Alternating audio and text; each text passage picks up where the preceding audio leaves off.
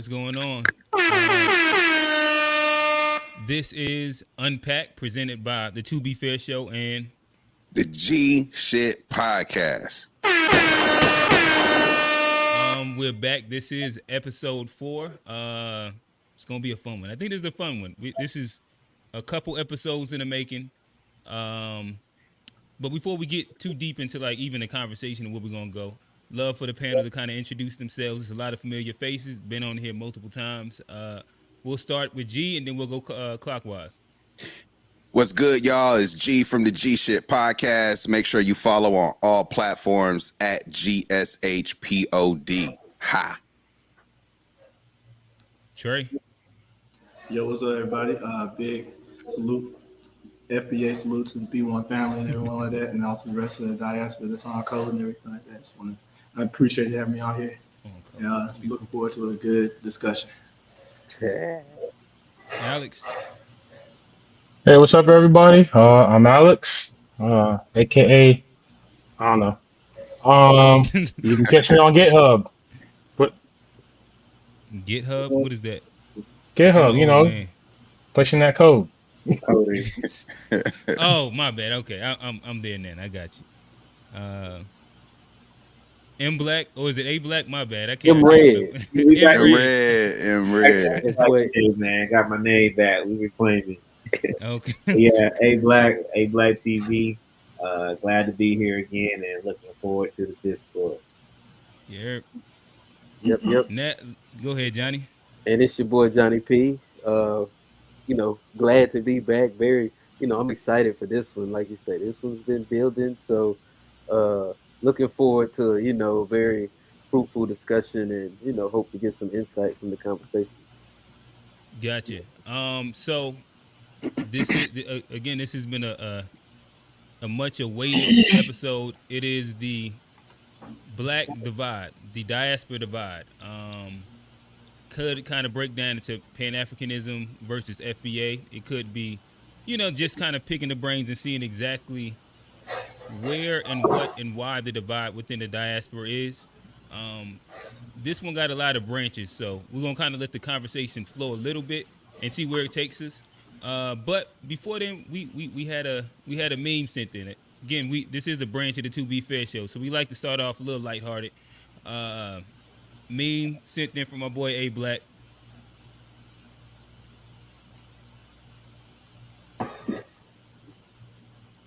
Continue to be unafraid of this, man. Yeah, I'd like to say something right here. Cassius Clay, yes. Why do you want to say Cassius Clay when Howard Cosell and everybody is calling you Muhammad Ali? Now, why you got to be the one of all people whose color to keep saying Cassius Clay? Howard Cosell is not the one's going to fight you. I am. You making it really hard on yourself now. Well, Why don't you keep the thing in the sport angle? Why don't you call me my name, man? Well, what's your name? You told me your name was Cassius Clay a few years ago. I never told you my name was Cassius Clay. My name is Muhammad Ali, and you will announce it right there in the center of that ring after the fight if you don't do it now. For the benefit of this broadcast, him. All right? You acting just like an old Uncle Tom. Another Floyd Patterson. I'm going to punish you. You ain't got no Back off of me. Don't call me no Uncle Tom. That's what you are, Uncle Tom. Why are you going to call me Uncle Tom? I ain't do nothing. You heard me. Just back off of me. And so, ladies and gentlemen, as the two contestants prepare for battle right now, back off of me, man. Back off of me, man. Another interview has been recorded for posterity as the two gentlemen continue to promote the fight. My favorite part of that clip is the fact that Howard Cosell continues to try to conduct like the interview as they're still brawling. I don't know how y'all feel about that. Yeah, man. When I said that, I just thought about Trey. I thought it would be a great way to open this up. Okay. Nomenclature. The like you said, the divide and the whole divide and conquer is not new. None of these factions are really new.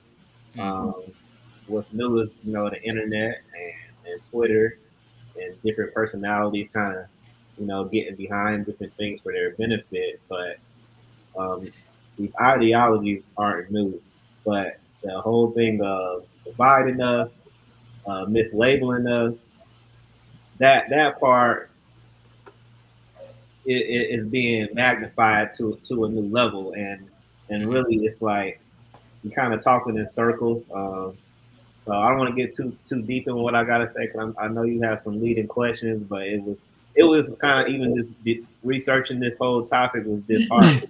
Kind of Yeah. seeing nothing but, for lack of a better word, niggas arguing, um, Mm. and not coming for nothing. These are not no movements. Uh-huh. There's nothing positive. There's nothing progressive that'll come out of these movements. And when I look at so-called movements, I look at their leaders. I look at people following charlatans like Tariq Nasheed, someone who started as a pimp, as a con, as a hustler, manipulating women, manipulating weak men to get women, who stepped into the woke game, who made his big boost of fame with Hidden Colors, documentary series, which totally contradicts all of his FBA rhetoric.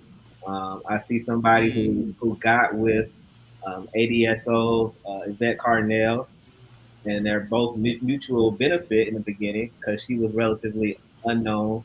Used him for his platform. He used her for a bag, and then they became fighting too. So it's just all a bunch of kind of ridiculousness going around. But when anybody is following Tariq Nasheed, I know they're not serious. Serious people can't have serious politics. That dude is always about a bag. Okay, let me start FBA. Let me trademark it. Let me create flags and logos and T-shirts. Let me do speaking engagements around. This is a new bag for him. He's always been an opportunist in the conscious world, if you want to call it consciousness. But an African country right now can give him a bag, and he'll spin his whole narrative if it's enough money for him. So I don't trust him. I don't trust people that can't see through him and can't see through people who intentionally set division, who are not serious, who troll people who are trying to do the work, who he's sitting there, he going at a vet, he talking about her looks and how big her head is, and just this stupid coon shit. At the end of the day, a lot of the people that Tariq built Hidden Colors off of has distanced themselves from him. He likes to kind of liken himself to Dr. Claude Alexander, who's kind of also distanced himself from him. But ADOS and FBA, they were together at one point, and what was happening was people were confusing the terminology. Is this African descendants of slavery? Is it American descendants of slavery? And it wasn't until Ann Coulter jumped on board that Tariq went on and kind of separated, created the FBA thing, the Foundation of Black Americans, to separate it from African, from the whole African thing in general. So there's no confusion. Now, I agree. And I'm gonna wrap up. I agree with a lot of the foundational things of ADOS. That we need our reparations. We need cash payments. Like I think there's a lot of positive work that is being done in that organization. I think it got conflated with internet trolls who are part of this whole black identity crisis of who are we? We don't know ourselves, and a lot of that is uh, inflated with self hate. And then you see this xenophobia coming in with hating of Africans, hating of African immigrants, hating of Caribbeans, and it has nothing to do with the overall goal of freedom, the overall goal of redemption and retribution from what was lost from us. You just see people finding new ways to hate Africans, to hate themselves. It's kind of like you look at feminism. Feminism had had prominent tenets in the beginning, equality for women, and then the internet came along, and then a lot of women hopped on, and it became a new intellectual way for them to hate men. And you see that with these organizations, with FBA and these people who already had this deep seated hate from Africans. Why? Because it's weaponized ignorance. They've never been to Africa. They don't know anything about real Africans. Most of them don't have 5 Africans in their phone they can call right now, but they are spewing white supremacy tropes the same way that white people speak them against them. Oh, he said earlier, oh, they Jamaicans and Haitians, they commit the crimes. That's what white people say about y'all. You know, you using white supremacist language to. Hey black, not to cut you off. I can tell you got a full clip loaded. Yeah, I'm just getting started. Go ahead. Yeah. And I seen you was still even ramping up. I feel it. I guess this is probably a good space to allow everybody to give like their opening introductive just commentary or thoughts on what the root of the black divide within the diaspora is. I'll start with you, Trey. What's up? I guess I'll start off by saying my goal is to, I guess, serve as like a diplomat for FBAs and be as diplomatic as possible, and then try to bridge the gap. And I have absolutely no desire to offend the so-called diaspora by reacting. But if I react to hostility, then it's kind of like saying like don't start, no, won't be none. So like that's kind of it is what it is. And can I first off define FBA?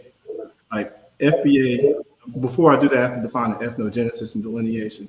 And ethnogenesis is when a group becomes a new ethnicity after separating from a common ancestor and remains separate for centuries and generations and builds a new separate culture distinct from any supposed roots. Delineation is marking the edge of something. In this case, it's a lineage. So this is the result of ethnogenesis, the natural result.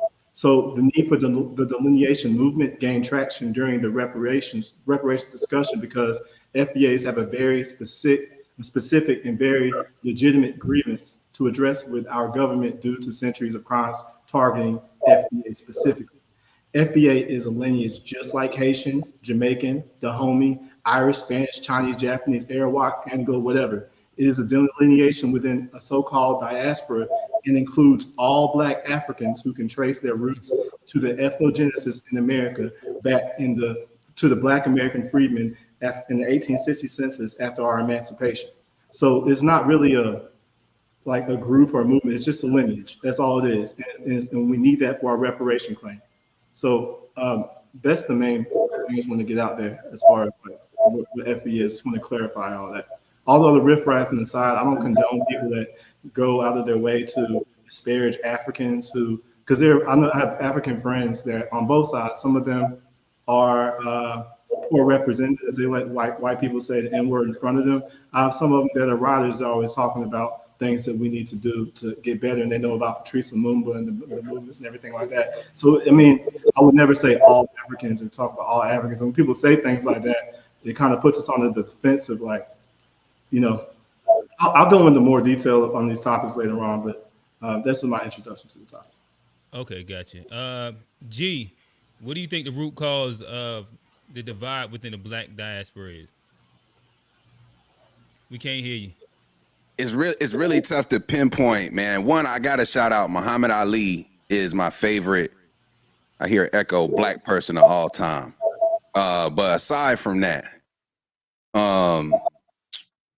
when we talk about what's separating us, honestly, man, I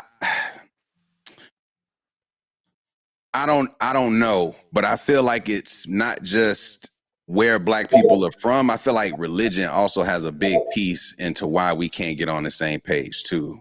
And it's like even within one single church, you see so many tribes of people who don't get along, right? So it's like I just feel like in our community, we haven't been able to establish a common ground to all get behind. And I don't know what that is or why. You know what I mean? So I think it's multiple reasons, but I feel like religion is a huge one. Does anybody else hear that, or am I tripping? Yeah, it's an echo. I think somebody probably has the show playing as they're listening to it. That might be the issue. I'm not sure. If you have the show playing while you're listening, mute your mic while you're listening. Alex. Now I hear the echo. I think the main thing that man, this is distracting. Can y'all like mute your mics? I can't hear the echo though. It might be your mic. Let's see. No, I don't hear it anymore. Hmm. I don't hear anymore either. Hold on. I'll just try with this. I think the main thing that I think is the divide between the black community is just lack of knowing your history, a lack of understanding the diaspora, and pretty much our story. I think that there is a nuance that kind of gets missed during these conversations, and I hope to provide some.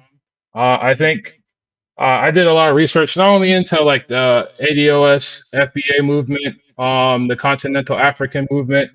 Well, not movement, but mostly my own lineage and heritage, and I think that like I have a pretty compelling story as to why like the divide isn't necessary, why there isn't a good reason to have any animosity towards each other. So hopefully during the conversation I can shed some light. But I think a lot of the one thing I want to do tonight, I just want to mostly listen and ask questions and get a better understanding because I think when I was researching, I came across there was like a brother in California named Chad, and he's like a leader of like a ADOS chapter, and he said that the criteria for being considered ADOS is you have to be identified. You have to identify as an African American for at least 12 years, and you have to be able to trace your what's it called? Oh yeah, your lineage back to American chattel slavery. So to me, that's some pretty simple criteria, and I'm not necessarily sure why for something that simple there has to be like a xenophobia that kind of disperses from it. And I don't want to blame that on the whole movement. I think Trey did a really good job of setting the tone for tonight of saying like, hey, like I'm not here to do that, and neither am I.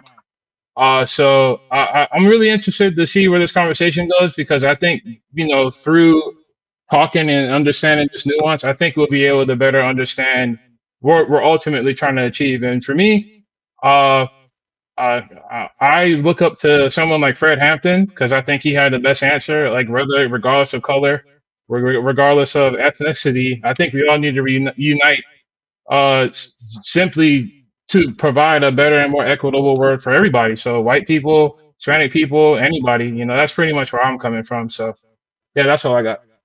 Johnny. Yeah, I'll just say like I think the divide is programmed in us. I think a lot of it has to do. I mean, both systems are dealing. You have colonialism going on in a lot of the African and a lot of the diaspora. Us in America, we're dealing with like the white supremacy. So there's a difference in the systems we're dealing with. Mhm. I think it's a lot of lack of infrastructure and our lack of progress in the power systems here has a lot to do with that and our being able to be manipulated also. So like I said, I want to hear the conversation and gain insight on it for sure, but that's kind of where I'm at. Okay, so we're gonna do one more reaction before we again dive into the conversation. Trace he sent his own Muhammad Ali clip. I feel it's fair to play it. G. Real Medal at quick, the you Rome started. Olympics. Okay. And then apparently a few months later, you stood on a bridge on the Ohio River and threw it away. Could you tell me why you did that? Well, I always had some mystical idea that if I could become a big black man in the southern city or one of prestige or wealth, I could be treated different, or maybe I could have powers to open doors. At the time, it's much better now, but at the time in 1958, we couldn't eat in the restaurants in Louisville. We couldn't eat downtown. One day I saw two Africans go in with their robes and their turbans. They couldn't speak English. I heard the man say, "Let them in, they're not Negroes." I said, something's wrong. I can't say it's because I'm black, because they're so black and they're blue, but they went in. So I said, well, I get my Olympic gold medal, then I'll go in. I went and got my gold medal, went back in, ordered 2 cheeseburgers, and they said, sorry, we don't serve Negroes. I said, I don't eat them either, just give me 2 cheeseburgers. And she said, you're getting smart. She called the manager and he said something about, I don't care who he is. She said, Cassius Clay, I don't care who he is. Anyway, the motorcycle gang came in and we had this fight, you read, and But I couldn't. The idea was I couldn't eat there, so I got so angry. I drove to the Ohio River and stood there and looked at the gold medal, and I could imagine that American flag waving when they played the national anthem when I beat the Pole and the Russian. Dun dun dun dun dun dun. And I'm standing with the medal on. Dun dun dun dun dun dun. I said, boy, I'm going back to Louisville and I can eat now. I can go in the restaurants, put them on the spot. They can't put me out there. I'm the champ of the world. I'm in a big country like Rome, representing the United States, one little city named Louisville, and now I done beat the whole world. Boy, dun dun. They put me out of that restaurant. I said, this medal ain't worth a damn. I become so frustrated. Now I wish I still had it because I wouldn't become as frustrated now. But at the time, I took that medal and said, it ain't worth nothing. I don't care. I took it off my neck and said, it ain't no good. It ain't. Throw it in the Ohio River. All right, and before we go to the conversation, I think this leads into this one right here. So I'm gonna play this, and then we'll kind of start the conversation. Americans, should we delineate ourselves from the rest of the diaspora? Is it important for us to unite with the rest of the diaspora, or is it more important for us to separate ourselves or take the time out and build on ourselves? Do we need to kumbaya and come together and show that we're more alike than we are different? Or do we need to really make it clear that we are different? What y'all think about that? Hello. What are you doing? Oh, Don't mind that. All right, fellas, I'll toss it into the air. Whoever wants to take it. I guess I'll jump in real quick just to clarify. I picked that meme or the video with Muhammad Ali just to show that, like I was saying before, we have a separate and distinct beef with the government. We've been fighting him, fighting for civil rights and everything. Even the immigration bill that allows people from the diaspora to come over here, and this is about the American soil and what Black Americans represent here. So like that's why I think they're weaponizing immigration as they always have. Even after emancipation, they brought in a bunch of people from Europe because they didn't want Black people to have those jobs. And if and Black Americans, we've been kind of been rebel rousers like the whole time, starting movements, starting the Black Panther movement, everything else. Even after the George Floyd protests, those protests went all around the world. So I think we present a specific like threat to the government. Even Eisenhower said that his goal was to prevent the rise of a Black Messiah. That's why they killed Fred Hampton, Martin Luther King, Malcolm X, Patrice Lumumba in Africa, but in America, Medgar Evers. The list goes on and on. We could say so. Recently, what they said, I have a stat here that said African-born Black immigrants stand out for the recentness of their arrival in the U.S. 3/4 arrived in the country in 2000 or later, with 4 in 10, 43%, having arrived from 2010 to 2019 alone. Fewer than 2 in 10, 16%, arrived between 1990 and 1999. And just 10% arrived in the US prior to 1980. So that's why this discussion has happened. It's not just because we just decided to pick a fight. There's an influx of people that receive priority. I have another video I sent later where it talks about Shirley Chisholm saying how they were prioritized as Caribbeans to get housing over Black Americans. So I don't think Africans necessarily know that they're being weaponized against us when people from the diaspora. So I'm not saying I'll blame them, but we have to understand that we have been in battle with these people since the beginning. So from our mindset, we know what's up. Those of us that are hip to it try to speak on like we aren't just one big Negro, one big global Negro. We're a specific group. So, and so I guess piggybacking and going to the second clip a little bit, I'll pose the question to y'all. Do y'all think that it is important for Blacks at this time to specifically work on themselves just because of Blacks in America have had its own individual struggle? That kind of goes to like the notion of what Muhammad Ali inside that clip was speaking about where the African could get in, but he couldn't get in. And from just a little bit of looking at that I've seen of both sides of the coin, it seems that there tends to be a little bit resentment on like the FBA side of the game when it comes down to like they feel it's been one way where it's like American blacks reaching out for to help Africans, but it's not been reciprocated. Do y'all think that it would do black people good just to take some time, whatever it looks like, whether it's not under the FBA umbrella or if it is under the FBA umbrella, to take some time to individually, as just a collective of like the foundational black America, like the people that went through slavery and that are descendants of it, to focus specifically on themselves. Can I answer that? Go ahead, Johnny. Okay, can I give a perspective? I think yeah, like we definitely like owe it to ourselves because like ain't nobody else gonna do it. Like we can't expect them to kind of come over from over there fighting the struggles they're fighting against colonialism and help us also. It's like if anybody's gonna do it, it has to be us, and that's the only way we're gonna really feel like comfortable with any gains or any progress we make is if we do it. Any other way, it's gonna have conditions that we're not gonna be probably comfortable with. So I think a lot of that probably goes with the reason why we don't trust them as much is like the lack of progress we've made here and kind of some of the regression that we've seen over the last generation. And Johnny, I guess the follow up question to that always would be, do you not think that we'll be stronger united as like a full diaspora, and more can get done as a diaspora?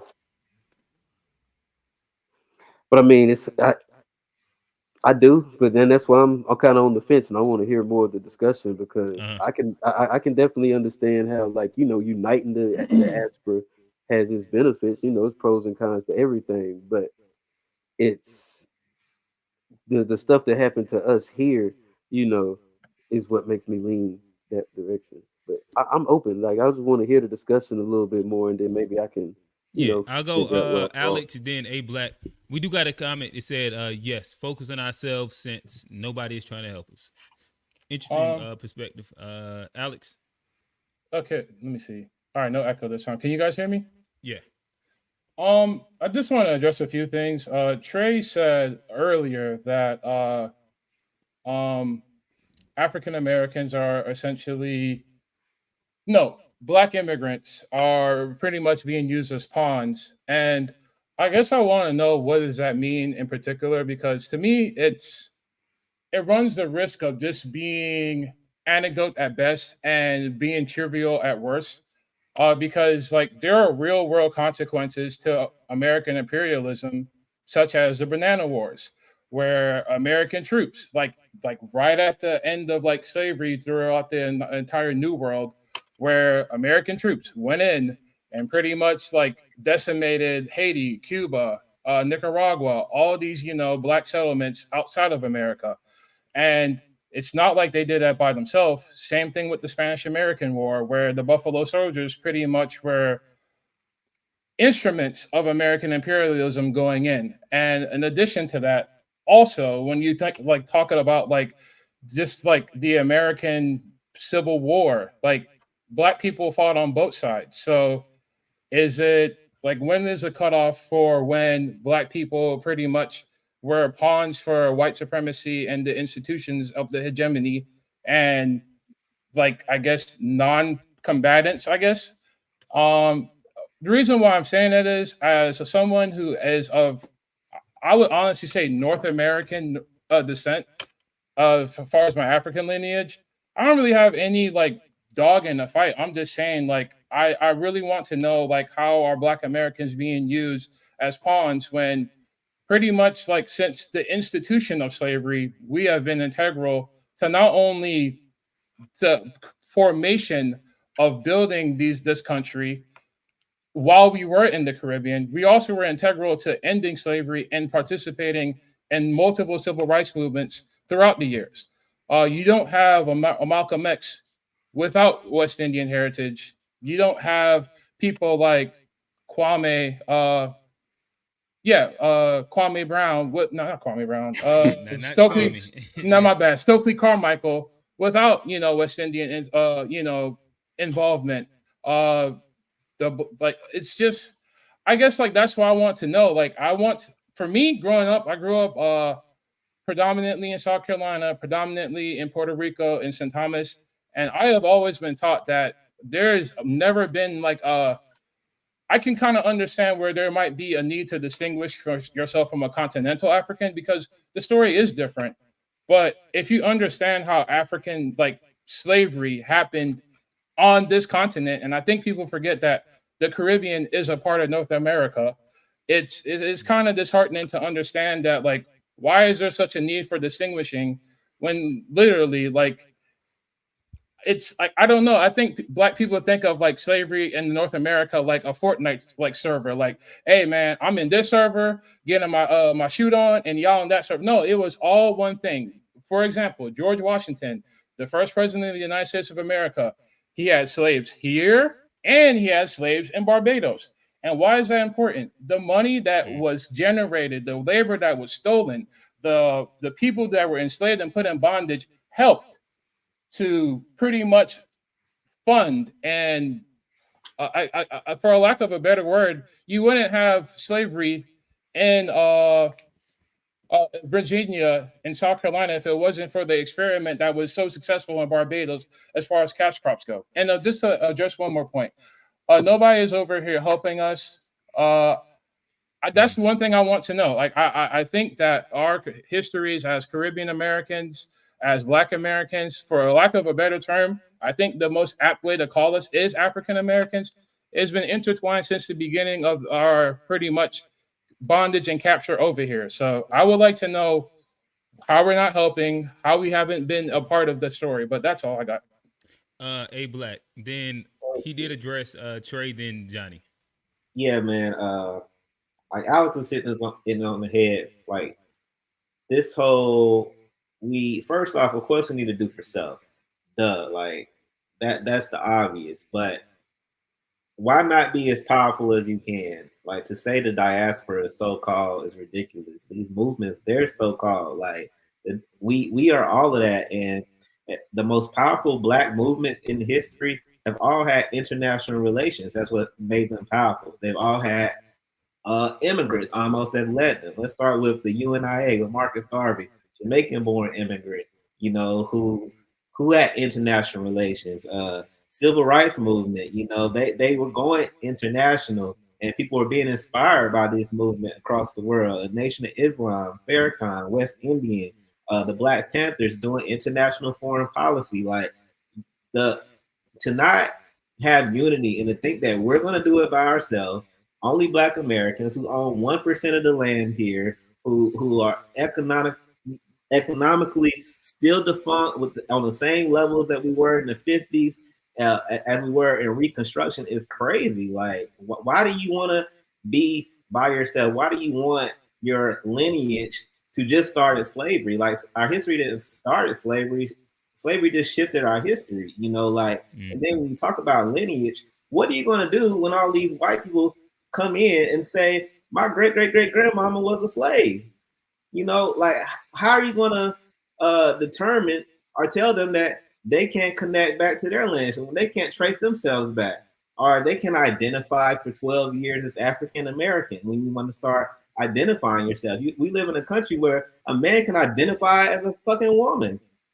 So what's stopping them from identifying as African American when you're talking about lineage? But what would stop it was unifying with the rest of the diaspora.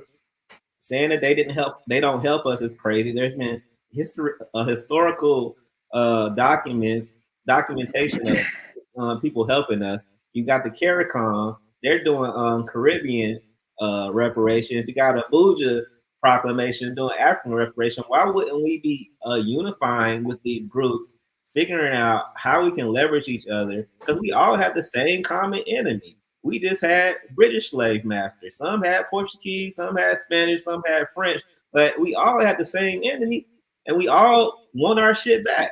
And we're all suffering from different forms of conditioning, whether it's psychological slavery in America, whether it's colonialism in Africa or Brazil, you know,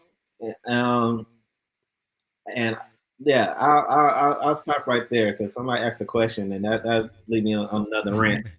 I got you. I'm gonna read a couple of the comments and then I'm gonna go to Trey's video before I throw to Trey.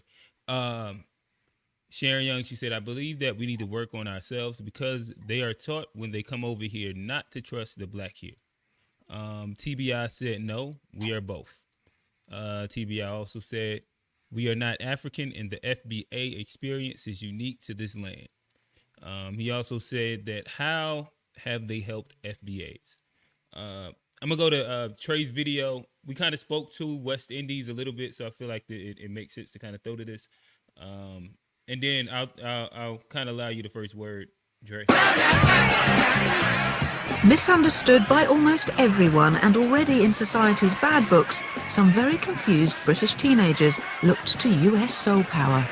I do remember in 1968 when the guys did their Black Power salute, really empowering to us, you know, this black British generation that was growing up to see people make a stand by, you know, being black. Black America had discovered politics. Soon, a Black Panther movement was established in Britain, and it achieved the first and most significant step towards creating an identity, the adoption of a word, now commonplace, then radical. First we were Negro, then we were colored, and then we were West Indian. And so if we pick the worst possible term to describe ourselves, then hopefully it will stop there. So we said, look, we're all calling ourselves black. Black became the word around which an identity was being formed. Yeah, I throw to you, Trey. I'm sure you can probably get that more context also. Yes. So there's a lot to address, but I'll try to just touch on everything and be quick with it.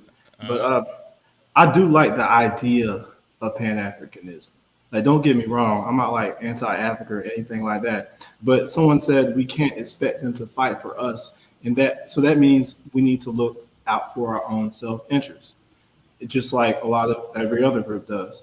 And like we've done a lot for Pan-Africanism. We started Pan-Africanism. We fought for the Ethiopians when they were being invaded by the Italians. We inspired global movements. We talk about the glory of ancient Africa. We fought for South Africa. During apartheid, we even call ourselves African Americans, even though we've never been to Africa. And our grandmothers, great grandmothers, tell us that we're Indians. And on top of that, you talked about Tariq Nasheed. He's one of the main people that gave big ups to Africa multiple times with I think it was like the most popular documentary about that topic ever. And he hasn't said anything about Africa negative in any of those documentaries. It's just that he retaliates when people come at him. And I think that's fair and just because it's almost like Black Americans have no right to defend ourselves in our own self-interest. And when we say we're going to focus on that, now all of a sudden we're xenophobic. So now I disagree with that notion. And also, I have to ask, like, what has the diaspora ever done for Black Americans? I'm not saying that they're obligated to, but I'm saying we've done a lot for them, but I can't think of what they've done for us here. Can I just interject real quick to say Marcus Garvey was Jamaican. He was trying to get us all to go to Africa. I don't want to go to Africa. He created, at the time, the largest Black organization to ever be created in America at the time, which then went on to influence Malcolm X's parents, who was a part of that organization, which birthed Malcolm X, and Martin Luther King is cited as referencing Garvey as one of his biggest inspirations to the civil rights movement. So I can't say that they've never done anything, because a lot of what Garvey is known for is his work done in America, which then led to, inspire the next generation of civil rights leaders. Well, I don't want to get too much into Marcus Garvey because there's a lot. I have mixed feelings about him because a lot of the things I agree with. But that was, if I amend that statement, I say, what have they done for us recently?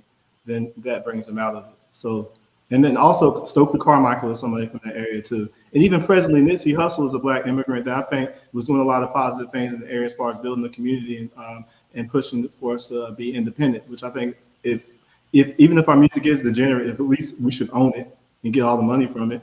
And I think I'm about that movement. But just the last thing I was going to say, because somebody said, I don't want to call them pawns, anything like that, because I guess words like that can be taken and misconstrued. I don't mean that like negatively, but at the end of the day, I don't know what bringing you said we only have 1% of the land. I don't know what bringing millions of Africans is going to help us get more than 1% of the land. It's not going to help FBAs get more land. Like that, I don't. I'm not really following the benefit of that. And also, as far as Buffalo Soldiers, they were fighting the French. And if I was the Spanish. So if I was a Black American during that time, I would love the opportunity to be able to kill oppressors and be able to get away with it. So that wasn't like us being pawns against them. And also the last thing, we were the primarily on the Union. So this idea that we were on both the Confederate and the Union, that's kind of, we won the war for the Union. We fought to fight for the Union. So I don't want to like get into the, like, even if some Confederate soldiers brought their slaves, like those aren't necessarily Confederate soldiers. They weren't generals or anything like that. I can tell you plenty of Black soldiers that fought for the Union that that should be celebrated.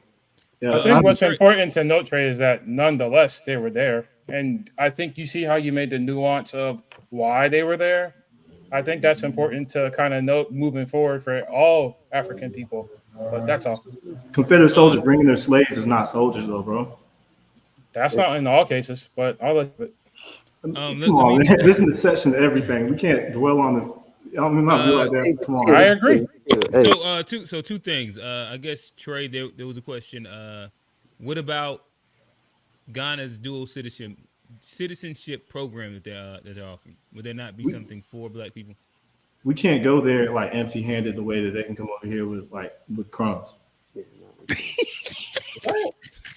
Like we really can't. You have to have a bag. That's nigga said with crumbs. Yo, I mean, like, come on. I mean, they really like can't. just so I don't. Come on, man. You're not gonna act like every Black immigrant has a bag, bro. Like, come on. Is it okay if I jump in real quick? No, let me. So Alex, jump in, but John, I know Johnny. Let me hop in there. Yeah, I gotta move it over. All right, so let's go, Johnny, G, then Alex.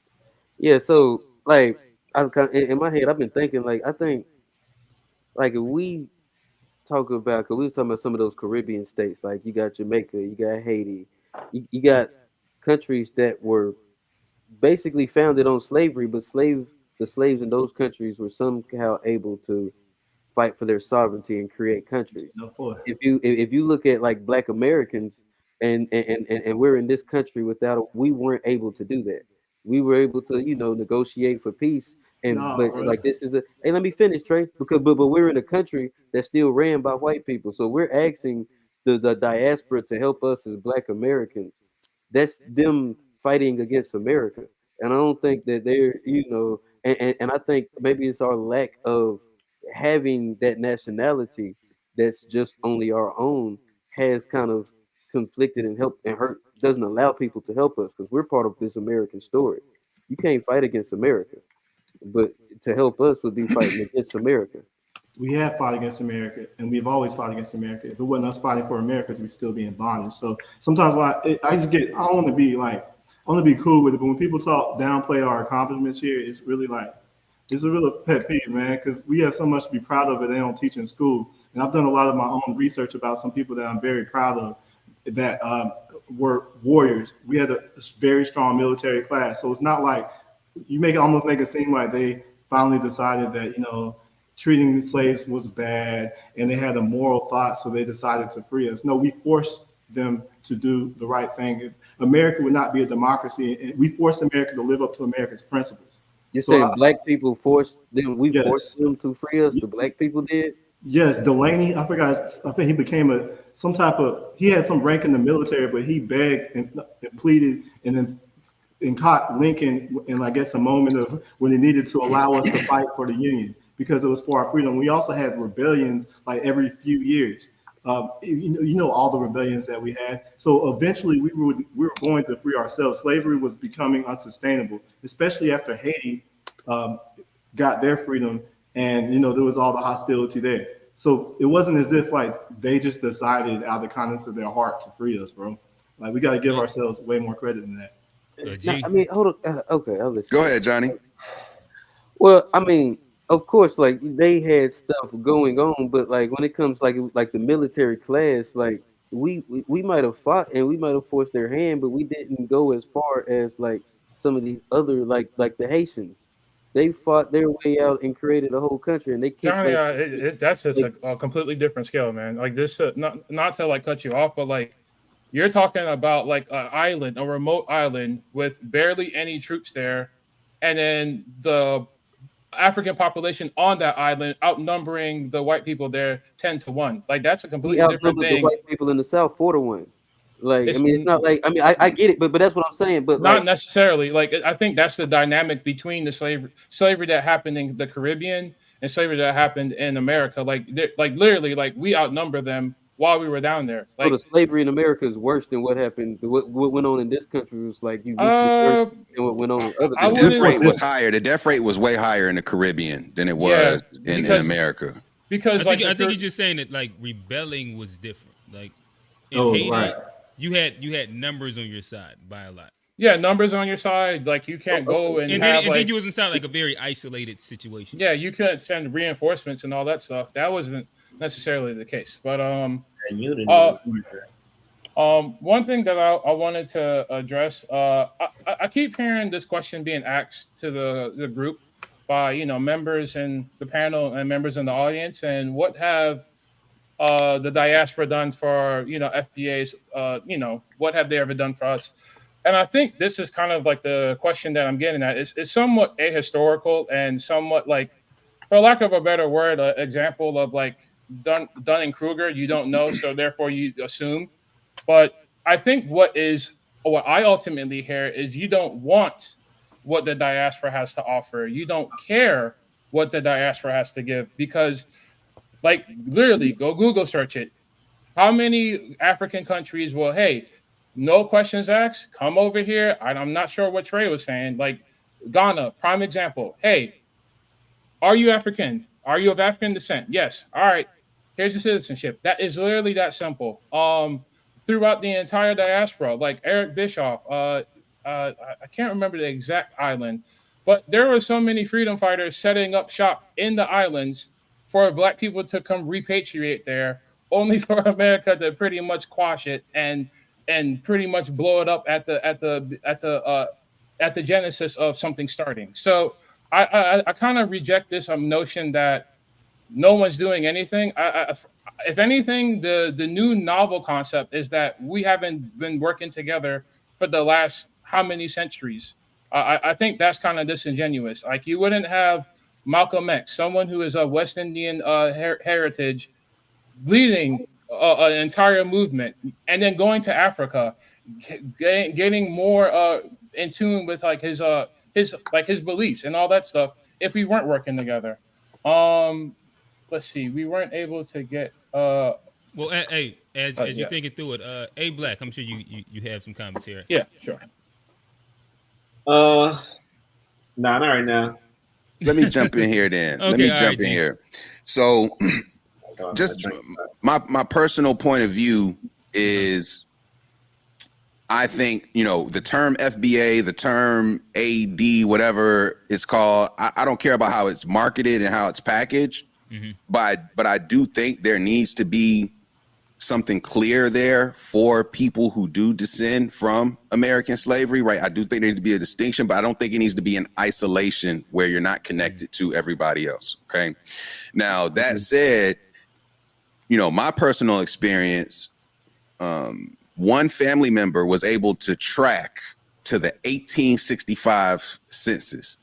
And so if you know anything about 1865, that is a crucial year for Black history in America, right? On that census, my oldest ancestor that I can track at this point, like with paper, was not even listed as Black, one, okay? What are they listed as, John? They were mulatto, literally on the record, okay? That's deep, man. Yeah, so when we talk about just, this is one of the reasons why I don't like the term African American, because the reality is, at what generation was a nigga African? I don't know. I really can't tell you, like, who got off the boat, when they got here, what like, I can't tell you if they took a stop in Haiti first, then made their way to, I have no clue how we got here, right? And so for me, the term African American doesn't really click that well, because it's just something that like I have all the generations I can research, everything is here. And the oldest thing that I could reference was mulatto. And then trust me, if you see my grandmama side of them, like there's they is light, you know what I'm saying? So it's like it's the work keep getting stepped on generation after generation, right? And so as a mix of who I am, like I don't know, because it was created here. It didn't really exist before America was created. So that's one thing. And then the other thing I want to highlight is that when it comes to Pan-African, like I love the idea, but I've been to Africa and I have a lot of African friends. And the reality is that the continent of Africa isn't united, one. Facts. When you go to any country in Africa, the country within is not united, two. And when I went to Kenya, that was when I first took a step back and said, all these niggas is black, and yet there's more inequality in terms of rich and poor than I've ever seen in my life. But everybody's black. So that's an issue. But black people are doing it to each other. Now, granted, colonial influence, etc. I know that there's a psychology play there that's unique to colonialism that isn't slavery, right? But the reality is that community, a lot of the communities in Africa have been brainwashed to adopt a colonial mindset, the same way that our community here in America has been brainwashed to adopt this other mindset, this white mindset that was created, because white wasn't a thing until around 1600 or so, right? So when this whole thing of race was created, it was so unique to America. I feel like that's why we need our own thing. But at the same time, I think it is important for oppressed populations to understand that when you go all the way up the hierarchy, like we're all fighting the same battle mostly. And that's why I think it's important for us to come together, whether it's Spanish, whether it's South Asia. I mean, when you look at a map and you see what that little small piece of Europe did to everything else, then you got to understand that there's something at play there. It's not an accident. And then everything else that has been colonized, like how do we come together across that to really take the power back that has been taken away before that Europe takeover took place, whenever it took place. You know what I'm saying? So those are some of my thoughts as it relates to Pan-Africanism and lineage. Is just, that's why I lean the way I lean. I'm ready now. Oh, go for it. Yeah, so I want to kind of piggyback off G and that mulatto thing. You know, it kind of takes me back to the lineage side, because it's like these words, these identifiers is where things are going to get murky, you know, with who we are and whatnot. Let me finish. I see you shaking your head, because it's like a lot of people are going to be able to claim connection or association with African ancestry, or dismiss it, based on who you're descended from. You're descended from a slave, but you also might be descended from a slave owner. So I believe it's going to take some legal work, really, to go in to really define these words. What is what, and who is who. I'm fortunate enough where I can trace my family really far back, like even before Ancestry and DNA and all that came about. I had historians in my family. My family has a very deep history in Charlotte on my mother's side, in Fayetteville on my father's side, which is very insulated, very unmixed. Most of their ancestry tests come back like 90% Nigerian, although they've been there since like early 1800s and whatnot. My mom's side, way more mixed. I got Irish in me. I got Scottish in me. And so right, what I'm saying right now is not to be argumentative. It's just like I even question how are they going to do this? Because when I think about what I want and what we need, I think about what the rebuttals are going to be from government, from white people about, well, you also have this in you. You know, who's to say that you didn't benefit from this slave owner? Oh, this slave owner had this mulatto son who gave him this land. You know, so you guys are good over here. Like I'm just interested to see how this is going to kind of turn out because we so mixed in a lot of different ways as Black Americans. It's just going to be interesting to me, like going forward, you know. But I get you. Real quick, Hey quick 10 Trey, second. Okay. before you go into that, AG hit the video. I think the caption of this was me walking around a shithole country. Oh, let me make sure I say that right.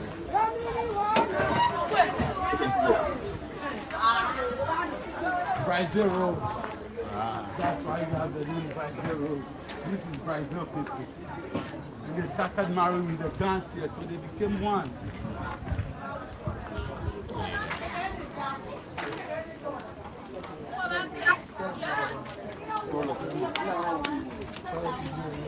Oh, you recording that?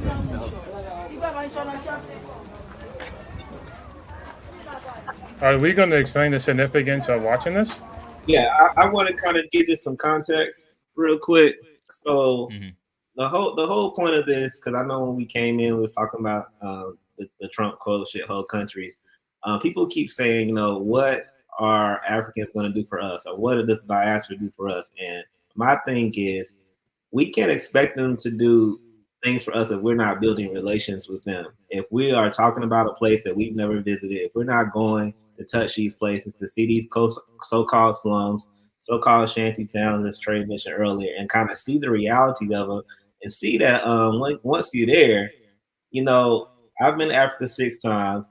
My first time, I realized I have my own colonial mind that even as woke as I think I am, when you get there, you realize you kind of a white man in a lot of ways than you were thinking. Why? Because you have a savior's complex, because you're looking around, you're seeing things that should be better, things that people should have. But then you kind of step back and you look around and look at the temperament of people. You see people being happy. You see people not really as worried. They're not stressed out and looking down like you are on the train in New York where people have all the amenities of the world, but they're miserable. You see that it's bigger than the aesthetics of what you have and material. And it's more so the character of people, the spirituality of people. And it's like, okay, I need to get to know more because I'm coming with a judgment mindset. Even though I romanticized Africa, I loved it dearly before I got there. Even I came with this whole sense of judgment, and I had to kind of check myself. I'm like, I don't really know shit. So who am I to to kind of talk about a continent with millions of people based on the small amount of people that I've met here and the propaganda that I see on the media? But when I go and I talk to actual people in the streets, they love us, they admire us, they are inspired by us. There isn't this looking down on us. Most of them are looking up to us. They're inspired by our movements, by our culture, just like we're inspired by their culture as well. And it's like the problem and the division becomes that lack of understanding, that lack of wanting to know these people, them wanting to know us, and seeing how we can build relations to connect. Because that's where the true power is going to come with any movement. That's where the true fear and the power structure comes when they see us making these international relationships. They didn't care about Martin Luther King marching on that bridge, talking nonviolence. He got scared when he started talking about the Vietnam War. When he started meeting with presidents of other countries, they said, "Oh no, we gotta get this nigga out of here." When these leaders start making international connections, and they might build a real friendship with somebody, and then you might get a resource behind them, and you might get a military behind them. That's when shit becomes dangerous. But we can't expect Africa to do nothing for us if we won't even get on a plane and go visit for ourselves. Like it's crazy to me. Yeah. So I'm before I throw the Trey, I'm gonna play one last video, and then Trey, I'll let you respond. Think about Black Americans. You know, one funny thing Zambians, I think we look at Black Americans like they are like us. They are like our brothers and sisters. We don't look at them to be strange. If anything, the white man will look them to be strange. Even Indians, you know that Indians are closer to us more than the Muzungu, more than the whites. But the blacks, everyone except they will just tell by the accent. You know, we have different cultures, but there's a motto which they say in Zambia that we are one Zambia, one nation. So anyone who looks black to us is our brother. That's it. That's true. We are brothers. Yes. Sisters. Yeah. Trey, I'll throw it to you. I felt like that was appropriate where A Black was at. Well, appreciate it. Just to answer A Black's question real quick, I like the FBA reparations movement because it makes things simple. So we don't have to worry about all the research and everything like that. All you have to do is to be classified as black for 12 years and be able to trace your lineage to America back to the 1860 census. It can say mulatto, it can say whatever, it doesn't matter. If you can trace back here and you're black now, then you are qualified for reparations. Because if we're going to get reparations, then we can't really spend too much time focusing on the plebiscite and, going back. We got to keep it simple to keep our movement strong. And just like again, hey Trey, so if you can't trace it back that far, even if your family was back that far, just because of shanty sent this shit, are you just SOL? I think you would just have to get to the back of the line, and then we would have to deal that later. But we don't want to wait on the few people who can't trace back, because they kept very good records of the people on the plantation. And they gotta do is prick your blood. They could tie all of this together with prick. Well, yeah, no, I guess I'm saying like past plantation shit. Like if you just go like 1910s, 1920s, 30s, 40s, 50s, 60s, 70s, 80s, where the best records for a lot of families have not been taken. Like I know my mother right now, and she's doing like the research to track our whole entire family, and it's a tough process in itself. Yeah. And I imagine that for multiple different, families of blacks that are the majority. Right. I don't think that it's too many people that have like their family lineage written on the side of a Bible. Like those are like the rarities, and where like they had a really good culture within their family. I think that most black people will probably struggle to get all the way back to 1965. If not most, I would just say a lot. That's just like your great grandparents. It wasn't like a millennia ago. That's not true, bro. Great grandparents be like 80 years old today. Yeah. I remember my great grandma. Yeah, she was born in not a slave. I mean, the last person who was born a slave died in 1970. So I mean, I know it was far back, but I think it can be accomplished. I don't think we should put the thing on hold. I think we should help everyone. I got a question, Trey. Is it you have to trace it back to 1860 or any time prior to that? Well, I mean, 1860 is a cutoff. I mean, further the better, but but a lot of people have been able to do that. So what's I think what you're saying, it is simple, and that is cool. But my thing is, you're asking this whole reparations movement from the U.S. government. So inevitably, it's going to get. I'm sorry. Demanding. We're not asking. Demanding, adding, whatever. You wanted the money to come from them. They're going to decide on what you are. You can write down whatever as simple as you like.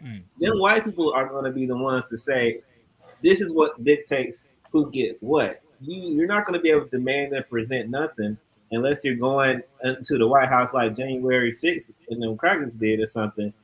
Well, you don't care about it's okay if I jump in real quick. They're going to set the rules. They're going to set the rules. I'm just saying, like, before we go too further down this path. One thing that I want to ask a question is mostly the trade. Do you think that the FBA, ADOS, I guess delineation, because you at the beginning you said this is about ethnogenesis. Do you think that it's specific enough as it is for pretty much the function that you want to use it as? And the reason why I say that is I did some digging into my heritage, and essentially I think there is two things. Like you need to have the foundational building of America and pretty much your ancestors' labor being extracted and put it into America's infrastructure and the economy, right?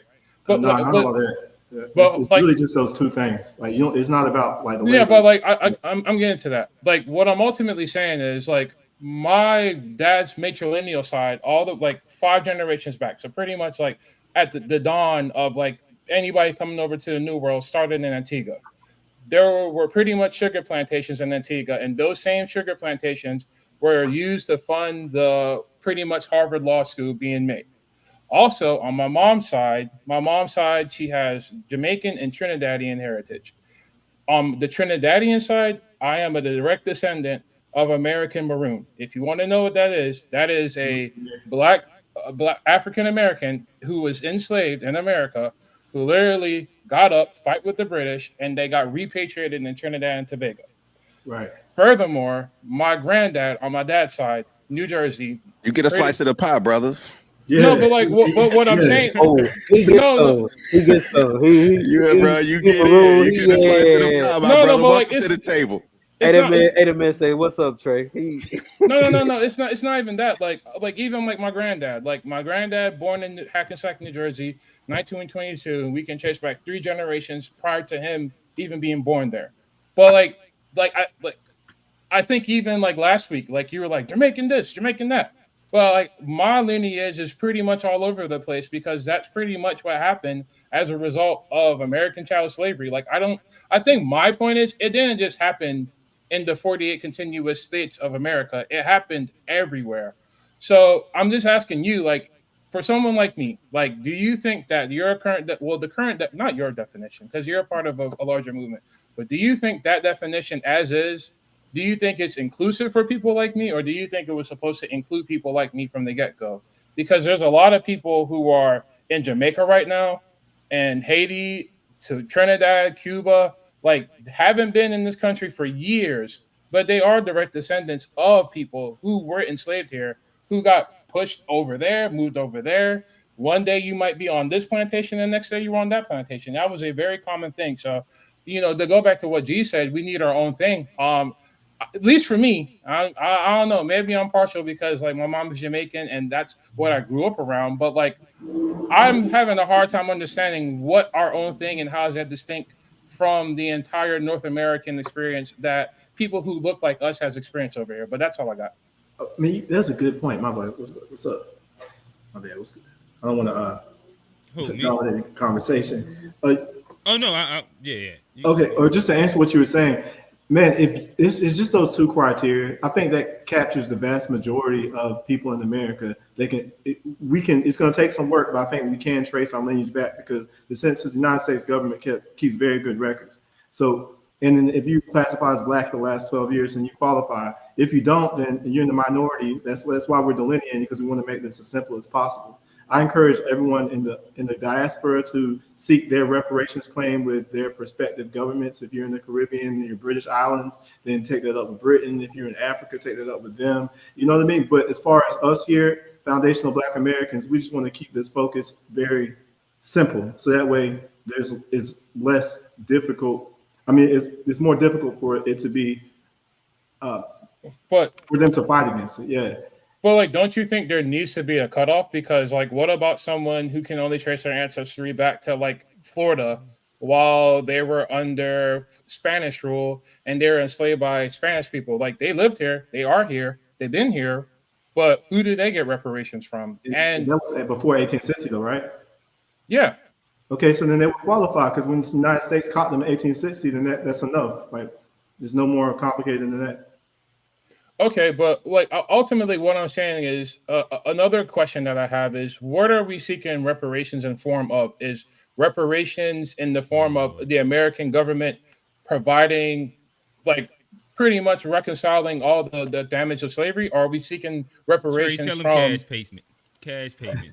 That's what he no, say. but like not that. Like it's not necessarily what the reparations is. Who? Like, are we seeking reparations from individuals who were like specifically responsible for the atrocities of slavery? So like the civilians or the entire infrastructure of America? All the above. Everyone who was culpable. the United States government who signed the 3/5 compromise where they said we would get representation, but we weren't real humans. And also, I wouldn't be opposed to Wells Fargo who inherited money from leasing out slaves to get their money, and also the banks and the insurance companies that got their start insuring slaves. We can all have we can calculate the amount that they owe, what they benefited from it, and we have a direct claim that's been kicked down generation after generation. We couldn't fight during Jim Crow, so now this is the time where we can fight for that. So I wouldn't limit the culpable parties, but I would say all of the above if we can trace it back. Like, it's just A lot keep of it as simple companies. as possible. I mean, one thing I want to is just to respond to Alex. Like, I think a lot of what you highlighted is why this is such a difficult conversation, because of that reality of the history. And in my opinion, you know, if you were at some point a slave here and then you left, went to Jamaica, went wherever you ended up being, that doesn't take away from your experience in America as a slave. And the other piece to it as well is that I don't know for sure that only Africans were enslaved. So so it's like I don't want to limit reparations only on the basis of like African descent, because slavery was so complicated in America. And so it is a very difficult conversation, but the reality is, with that difficulty said, there is a debt to be paid to those who had to overcome this, not just you know, not just in terms of up until 1865, but then the things that came after slavery to further disenfranchise people of color, right? And so I think that you know how that looks and the complications in terms of getting it together is very much true. But then when my question is like you make this distinction of like North America, like we're all North America, but that in itself is a distinction, because a lot of the slaves weren't just sent to the Caribbean, they were sent to Brazil and they were sent to South America. And if you look at the geography of some, like especially Trinidad, that's like a throw away from South America off the coast of like Suriname and all those things, like at the top of northern South America. A lot of those Caribbean countries are right there all together, hence why a lot of that labor was sent to that part of the world around the equator. But like even to say like we're North America, not South America, I'm curious why you're making that distinction. Is it because you weren't colonized by the Portuguese, so you consider it more North American style because it was a British, Spanish mix of stuff going on, or why do you make that distinction? Well, I guess I'm not necessarily trying to make that distinction. I think that when I say North America, like I even like outside of Brazil and some parts of South America, I guess you could just say America, period. Like you are right. The majority of slaves did go to the Caribbean and Brazil.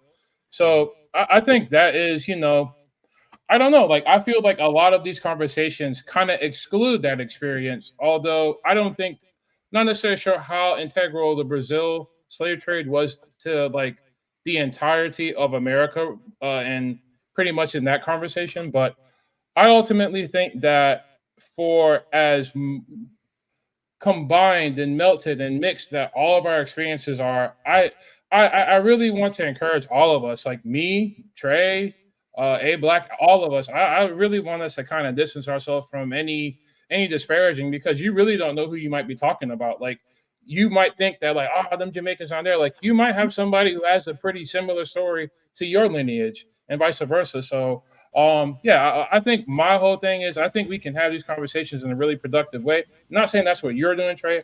I think that's my only main qualm and concern about the ADOS FBA movement in a whole. Like it really like it doesn't take into account how similar this entire experience has been for all of us in the new world. So I would just say new world, America, but it all kind of the same thing to me. Hey, Clint, can I hop in there? Oh, what? Yeah, no, I think Alex makes a very good point. Even when you was talking about like, you know, your roots and stuff. You know, we talked last week. I ain't really, you ain't, you know, tell me all of that. But like that make that matters as far as the struggle, as far as like what we're doing and trying to progress. But I think what we talking about is like empathy. We got to understand like the colonialism and white supremacy is the same beast. Now it manifests itself differently when you go to different countries, different regions of the world. But in essence, it's the same beast that we fighting against. Like it's the they all judge us based on it's the melanin. Whether you talk about the Portuguese took you over, the Spanish might have took you over, the French or the British, but there's a commonality within all the people who were slaves and all the people who were the colonizers or the masters. It's a very clear commonality in between all of us.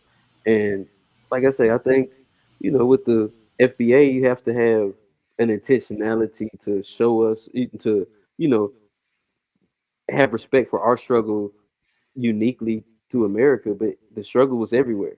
The struggle was in South America. The struggle was in, the Caribbean. The struggle still going on in Africa in a lot of places. So we're all having this struggle, but a lot of time we have to have the empathy to understand everybody's struggle. We have to have the accountability to overcome our own struggles too. Ain't nobody gonna help us from Africa gonna help us to overcome this American shit that we dealing with. We can't expect them to. We can't get mad when they don't. Vice versa. They can't expect us to come over there and help them over there in Africa. So we all have to have our own accountability, but the struggle we have to have empathy for the struggle when it comes like on the Pan Africanism. We have to have the empathy for their struggle because it's the same struggle, just manifested itself differently. So And I guess I'll hop in and start to change gears a little bit, and this will kind of like start pulling at the appeal for Pan Africanism. This is kind of like a really baseline, broad question, and it'll kind of build itself to the conversation. Um, so I ask this: how important do y'all think African history is to Black Americans? It's way less important than our history here. That's for sure. Because we have a lot to be, like why are we going to reach back to like what happened in Timbuktu? Although I'm proud of what they did there in the kingdoms of Benin and how Aristotle and all the Greeks went and studied in Africa. That's all well and good. But I think if we want to gain momentum, we need to think about the Malcolm X's, the Martin Luther Kings, the Stokely Carmichaels, and Medgar Evans, the Black Panthers, Huey Newton. We have so much over here that just hypes me up when I think about that. So I think that's why if you notice when we talked about African history, nobody had any problem with that. But as soon as we start talking about our history in America, that's when they start trying to take curriculum out of schools, especially in Florida. So I think there's some power in us tapping into You our think that they teach foundation of African American history roots. in schools? They don't teach They it, do in the islands. but they're not like banning the books though. Like they're going out of their way. They don't want us to learn about Ruby Bridges, and I think that's more. You think that there's like a plethora of like African history They don't books they in don't gotta schools? ban the African books because they not there, man. It's like if you don't know who you are, you don't know where you're going. Like there was a reason why during enslavement, even afterwards, they were intentional about keeping us in the dark and making you feel like your history started at slavery. If you knew that you were more, you knew that you could become more. If you only think that you were a slave, that you're only descended from a slave, then you're going to have a limited worldview, a limited view on what you can achieve and who you can be. There's not no African books to ban because there's not no African book. I don't know where y'all went to school in public school. I grew up in the South. I didn't hear about half this shit until freshman year in college. Like I came back my freshman year in college, woke as fuck, talking crazy to my parents. Like I learned a whole, but I didn't even know about the Sound Caribbean. like you went to a HBCU. Yeah, but I didn't even really know about the Caribbean. And maybe I know some of Mm-hmm. y'all have Caribbean background, so y'all had that privilege. Like I didn't even know there was black people outside of islands, outside of Jamaica. Maybe my family's ignorant or whatever, but until I went to DC and I went to Howard and I'm meeting black people from Trinidad, from West India, I'm meeting Africans, I'm meeting all these type of. I didn't even know this, and it wasn't taught in my school. And our African history was a very, I mean, our Black African history was very short. maybe 2 chapters. You learn about Martin Luther King, Rosa Parks, get off the bus, marching. There was no Malcolm X. There was no Marcus Garvey. You know, there was nothing radical. They might have do some Madam C.J. Walker in there. You might get Madam C.J. Walker in a book report from a black girl, but even that, like, it's like you don't gotta suppress African history here because that's not already they already don't lead with that. So now we have critical race theory going on. Like, it's a reason why they don't want you to know who you are. Is our Black American history important? Yes, but that also don't mean we discount African history as well, and African culture as well. And we see the connections of our cultures. We see the connections of hip hop to Africa, of our food to Africa, of the Black church to Africa, and all these different connections that came from African traditions that you can shake your head about, but it doesn't though, bro. Proof. Yes, it does. Who told you came from Africa? Huh? Who told you came from Africa? Who told me? His phenotype. That's a different conversation. Skinky hair. Who told you you was a slave? Bro, there were black people on every continent. There were black people on every continent. Who told you to hate yourself? Bro, I don't hate myself. I don't want the conversation to send into that. I think we'll do it. It's not descending. That's the real question. This what I'm Africa, bro. You know, who told you to hate yourself? Who told you to hate the color of your skin? Like, who told you? I don't think that's what Trey hates the color. Yeah. All right. So I guess if I'm to clean it up a little bit, I think that Trey is going into the idea that there were blacks in America prior to slavery, and so that there's not specifically the idea of like claim then. No, it doesn't, because we are still enslaved. Well, hey, that's our other Unpacked episode for next week. Okay, that's cool. Okay, yeah, I understood where we was trying to get to. I was gonna let y'all unpack that if y'all wanted to, but Trey, I'll toss it back to you. I understand. Like, some people have dual allegiances. That's why people with dual allegiances may not be the best people to make our claim for reparations, because dual allegiances. Right, like if you're hypothetically, like if you're married to someone that's African, or if you have an African parent, or if you're biracial, they aren't like, you're not going to see a white person have a biracial be the person that helps determine the direction of white people. So I think the people that are speaking to this need to be people that are committed to representing this lineage here, because anyone who wants to go to Africa has the right to do so. Most of us do not have family ties in Africa, and most of us don't yearn to return to what some people call the motherland. It's nice to offer a citizenship without a bag. I don't necessarily believe that. I like to see some proof, but if that's true, then that's nice. But most of us don't want to go there, or don't yearn to go there. At least. That goes back to my original thing. I think there is things being offered, just don't want them. Never mind. I'll let you. But I'm saying, but if we don't want to go, if we're fighting, what we're fighting for is here. I want to make better. We can't all go to Africa. So the people that are in here struggling, I want to stay here and fight for them. So and also part of Black culture is, what do you see when everybody running a direction? Do you ask questions? Do you go look where they're running? Like Becky in the horror movie, you go look. No, you run too. So if we see millions of people coming over here from Africa, why in the world would we want to leave where they're running to go to the place where they ran from? They're not like less than 3 million African immigrants here since 2009. Like, that's not true, bro. I can bring up the stats. I can too. So Trey, as you bring up the stats, act like it's an invasion of Africans, and it's not. No, but I'm just saying, if Pan-Africanism, if all they're offering us is to go to Africa, then that's not what Pan-African is supposed to be. Like, Pan-African can't be come to America and benefit from what we fought for, and then offer us to go back to where you ran from. That's not like asking the institution that oppressed you for money, using their. You're not asking, we're demanding. You are asking. You're not demanding shit. You ain't got it. You sound defeated. You're defeated. I'm demanding. I'm not bad. That mentality sounds defeated. No, you mentality like that is very counterproductive to our reparations from these people who are never going to give it to me because they never. If we're fighting real quick, right now we can't really hear either one of y'all. Hey, real quick, right now we can't really hear either one of y'all make a point because y'all literally talking at the same time. But So was I think responding, I didn't get my Trey, chance to get it out. before you can, I listen. I understand. This is probably we're getting to the crux of like the conversation, so it's probably going to get a little bit more heated. I get it. That's why I get I guess all I say is let's make sure that we allow space for each other to kind of finish commentary. If needed, I'll put like a minute timer just to make sure everybody's able to have a clean back and forth. But real quick before I throw to Alex just to break it and then allow y'all to get back to it. So you said so-called motherland. You don't believe that Africa is the motherland? Who said that? I said Trey. that. Oh man, that's a whole conversation for another topic. But no, I don't think Africa is the motherland. Dog, what in the world? Like what? So what do we define as motherland? Just like what do we mean by that term? Like and why is Africa not the motherland? Like I gotta hear this one.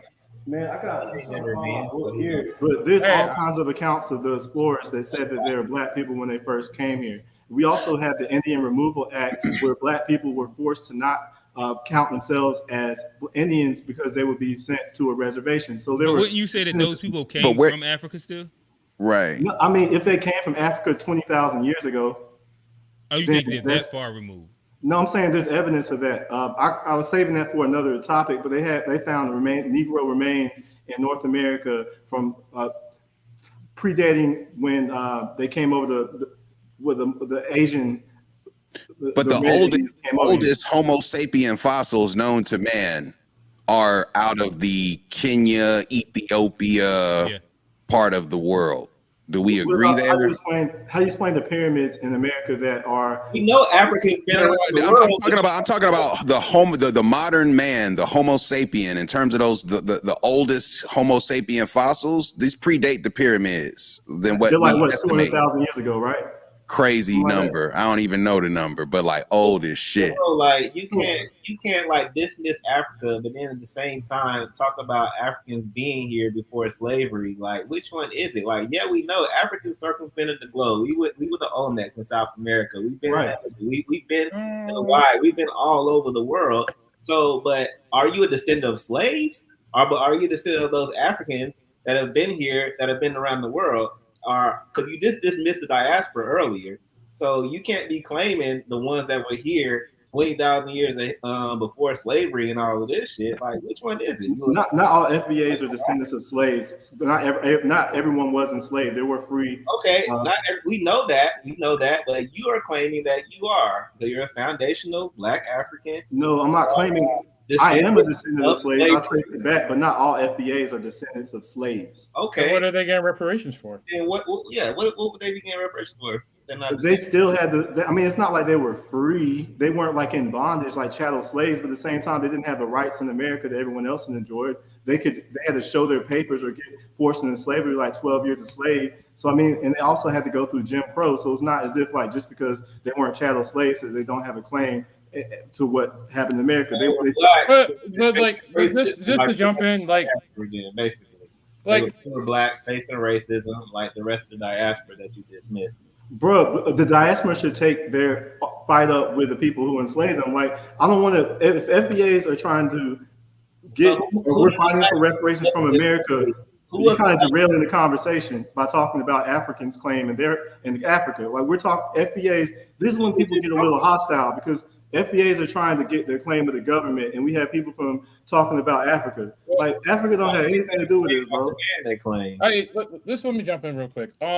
I think the question that I have is, I think at the beginning I had a really good understanding of what FBA is trying to seek, because like I said, the young gentleman out there in California in charge of the ADOS chapter, he made a really clear definition, and now it seems like it has expanded to like pretty much. But same. If you're Black and you can trace yourself back to 1860. Like, yeah, but like you just said that like if you are everybody wasn't enslaved, and if the whole reparations, I'd like, is reparations also for pretty much like civil right violations?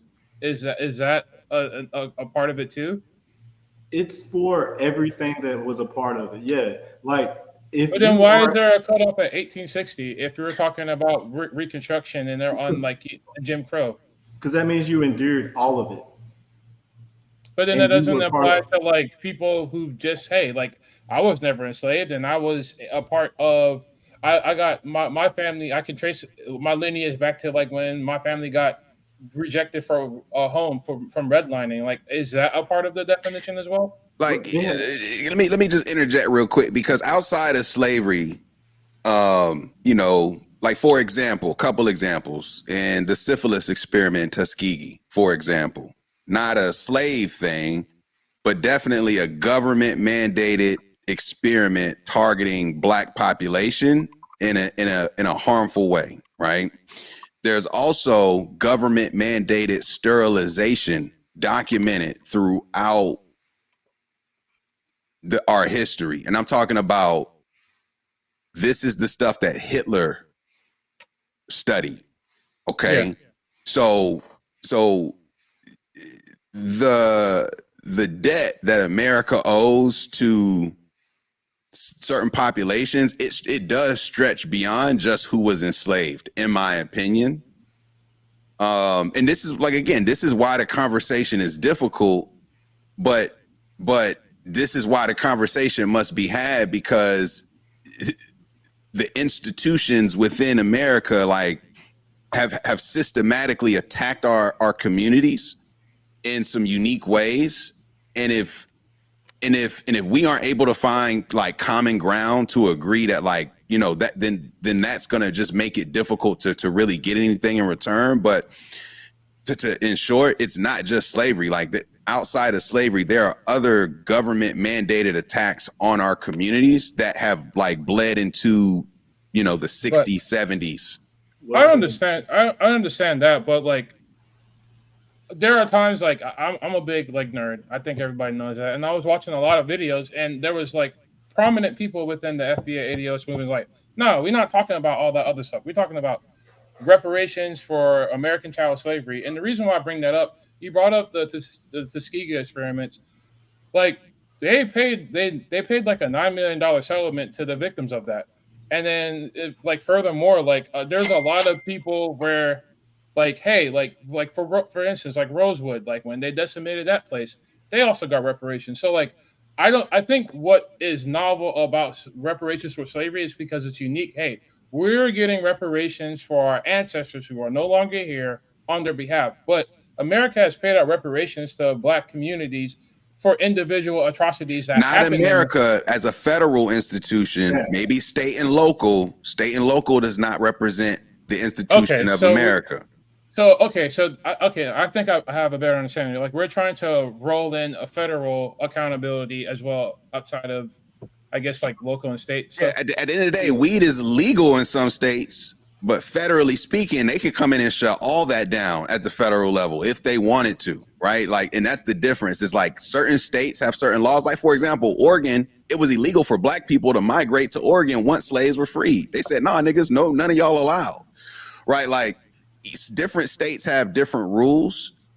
The reason why we even celebrate Juneteenth was because allegedly the last to find out was it 4 years later, randomly in Texas, I believe, right? So Texas definitely had their own little thing. I mean, Texas is a unique story in itself in terms of how it became the state of Texas that we know it today. That's a whole other conversation. But yeah, it's like,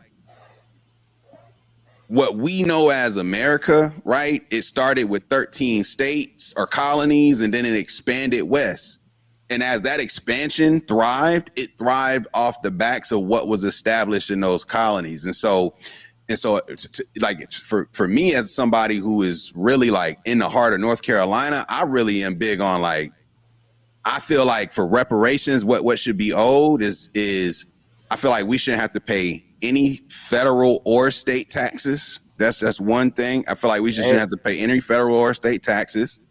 Two, I feel like any higher education institution that takes federal money, we get to go for free. So that's basically all of them.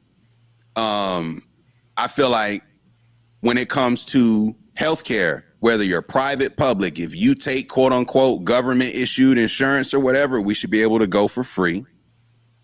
And I feel like if we can get no state or federal income taxes, if we can get access to quality healthcare and we can actually build a community where you expect to learn and not have to be on the sidelines because of how expensive education is. Like, that's a real thing for the Black community. Like, it can be a reach because of the cost of education, because of your history. What if we flip that narrative and was like, nah, nigga, you got a pathway and it's here. You don't have to worry about getting sick. You don't have to worry about you don't have to worry about paying taxes. That in itself, I'm gonna have a nice position to do something better than what I can do today, in my opinion. So no cash. Can I just respond to no cash real quick? I like Andrew Yang. I don't know if y'all rock with Yang back in the day. UBI. Yeah, UBI. I'm always been a believer in a universal basic income. I think we're a rich enough country to do it. And I think we should cut those checks. Not so specific for FBA or for everybody? No, I think America should have a universal basic income, period.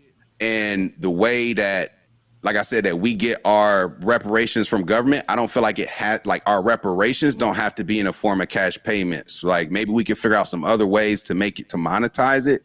But, cash loses value. So universal basic income is one thing. Giving me reparations in the form of universal basic income is something different.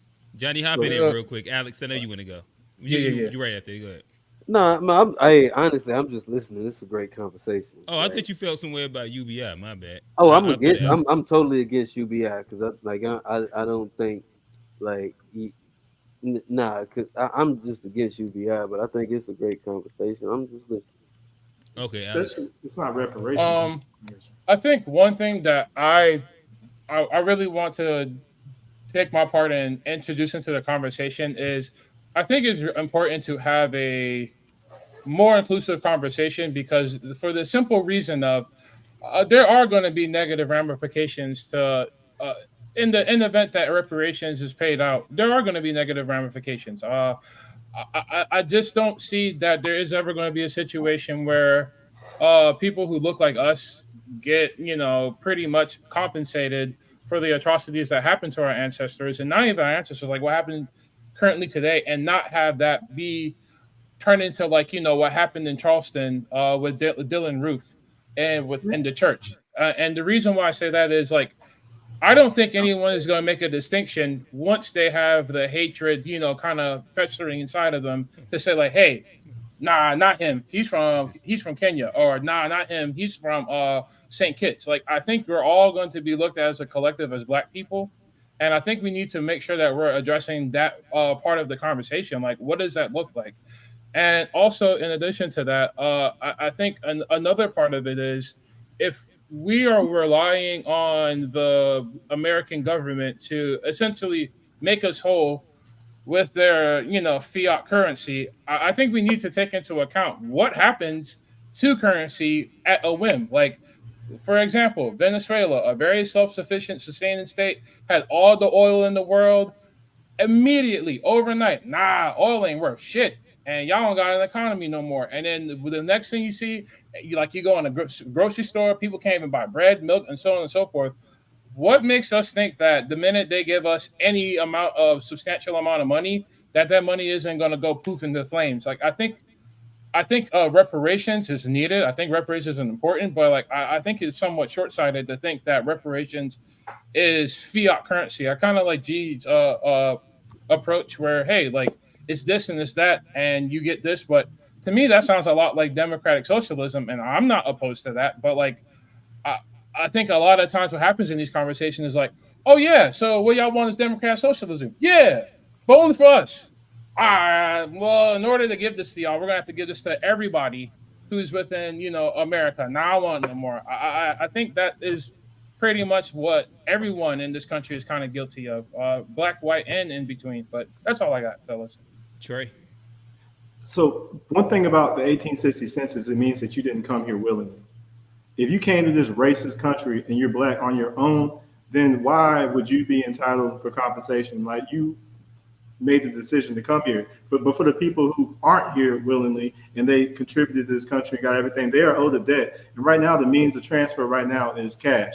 When immigrants like native, I'm not native, mainly Hispanics, the migrants come over here, they're getting money for their rent, they're getting money for their food, and there are also other groups that get cash payments. So as Black people, it seems like we have like kind of like a slavish mentality where we just think that if other people get something, we're not entitled to the same. If they're getting something, we're every bit as entitled to. I'm not scared of Dylan Roof. If we have money, we can buy guns, and we fought them with less. Like anything they can do, we can do too.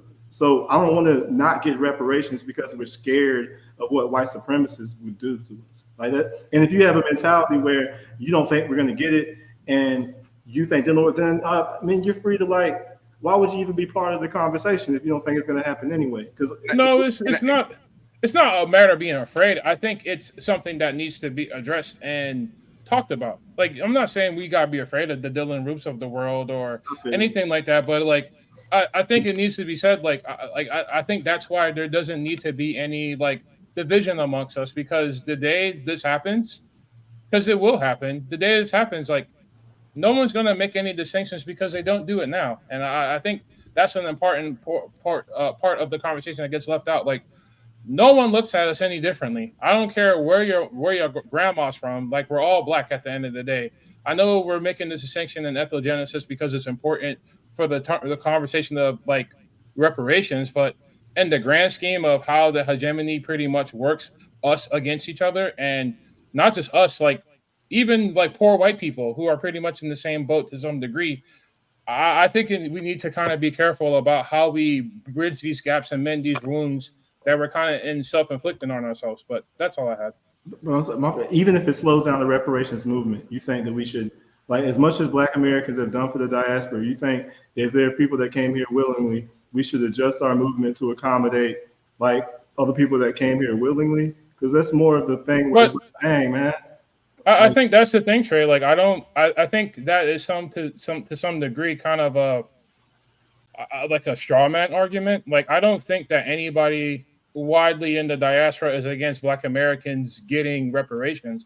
I think what gets in the way oftentimes is the rhetoric and generally the loud minority of the movement kind of getting in the way of that. I think a part of any political movement, it's important to create allies. And honestly, like, I don't think you're going to find better allies than people who look exactly like you. But oftentimes, like, I don't think this is reflective of the entire group, but a lot of times it's like, yeah, them people over there, they're coming over here and they tethers and they this and they that. It's like, that's unnecessary. I get where you're coming from. Do you think FBA are going to let some white supremacists go attack Black people? Because when they do that, we all the time, whenever a Black person's being harmed, we don't care where they're from.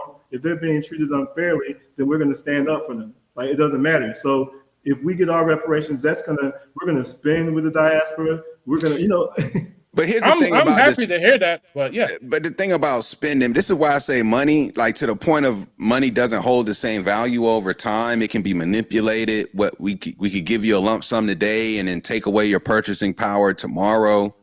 This is why those 40 acres were so critical, because my grandparents grew up on farms. There was no such thing as going to work. Was no such thing as running water, electricity. Like, you grew up on a farm and you had to work to eat. You had to work to live. The house was built by a couple of folks with a hammer and nail, getting materials, right? Like, if you didn't have land, then you couldn't be a capitalist in America at that time. You couldn't produce a crop to sell and then barter or get something in return, right? And so in this world, what does land really look like is the question. In this modern digital age, like, reparations, like, we also need free internet, all right? We need free stuff that's going to help us in this world of this modern world, like, because like what we needed in the past was land, but like, what's the modern land, if you will? You feel what I'm saying? Like, yeah. Like, because all the land has been taken at this point. There are a lot of Black folks with land in the family that's about to get taken away. Like land hasn't, right, like, land isn't. money. It's a whole. No, it's not just money, bro. It's I mean, it's if you're getting evicted, then what's going to help you better than some cash? And then But if you and also, if the it's going to help the American economy, just like the way stimulus checks helped it. We're not all going to blow the money, but some of us will. We understand that, and the ones that do blow their money, they're going to like the economy's going to be booming with all the spending. Same way, again, same way after the stimulus. And on top of that, if the dollar goes down, then it goes down for everyone. So if, I'm not saying to bankrupt the government by giving us the $14 trillion. Like right now, it can be payment. It's not like a universal income, but if it's something more significant than like the minimum, and if it's not just for everyone, if it's for specifically for Black people, if it's for everyone, then it's not reparations. It's a lift-off program. And I'm saying, and also you mentioned education. If I'm an older person, I'm elderly, I have all these bills, I'm about to get evicted. I don't care about education. I need money. But you sure? I mean, if you old dog, like you can't help everybody. You're not gonna get 100% of everybody. Like Forget grandma, huh? at some point, then no. So at some point, then you should deserve free care for you. Like you should deserve like a different form of your reparation. Like maybe you don't get education, but maybe you know the cost of living to be in a quality facility is wildly different for someone who's in a reparations program versus somebody who's not, for example. Like, and those are some expensive places. But then we have no power. Like if you give us access to your stuff, I would rather have cash so we can build our own stuff, because a lot of us will. And then you have power because you can build institutions. If you give us a voucher to go, be a patronizer of what you control, then we're still in the same boat again. What do we use it to build our own? Like who are we buying? Hospitals like we used to have. Like we just need bricks. We have medical professionals. Hospital. Who we purchasing steel from? Who we purchasing bricks from? The steel company. I don't understand. And who owns the steel company? You don't think they'll want our cash? There's a Black-owned steel company.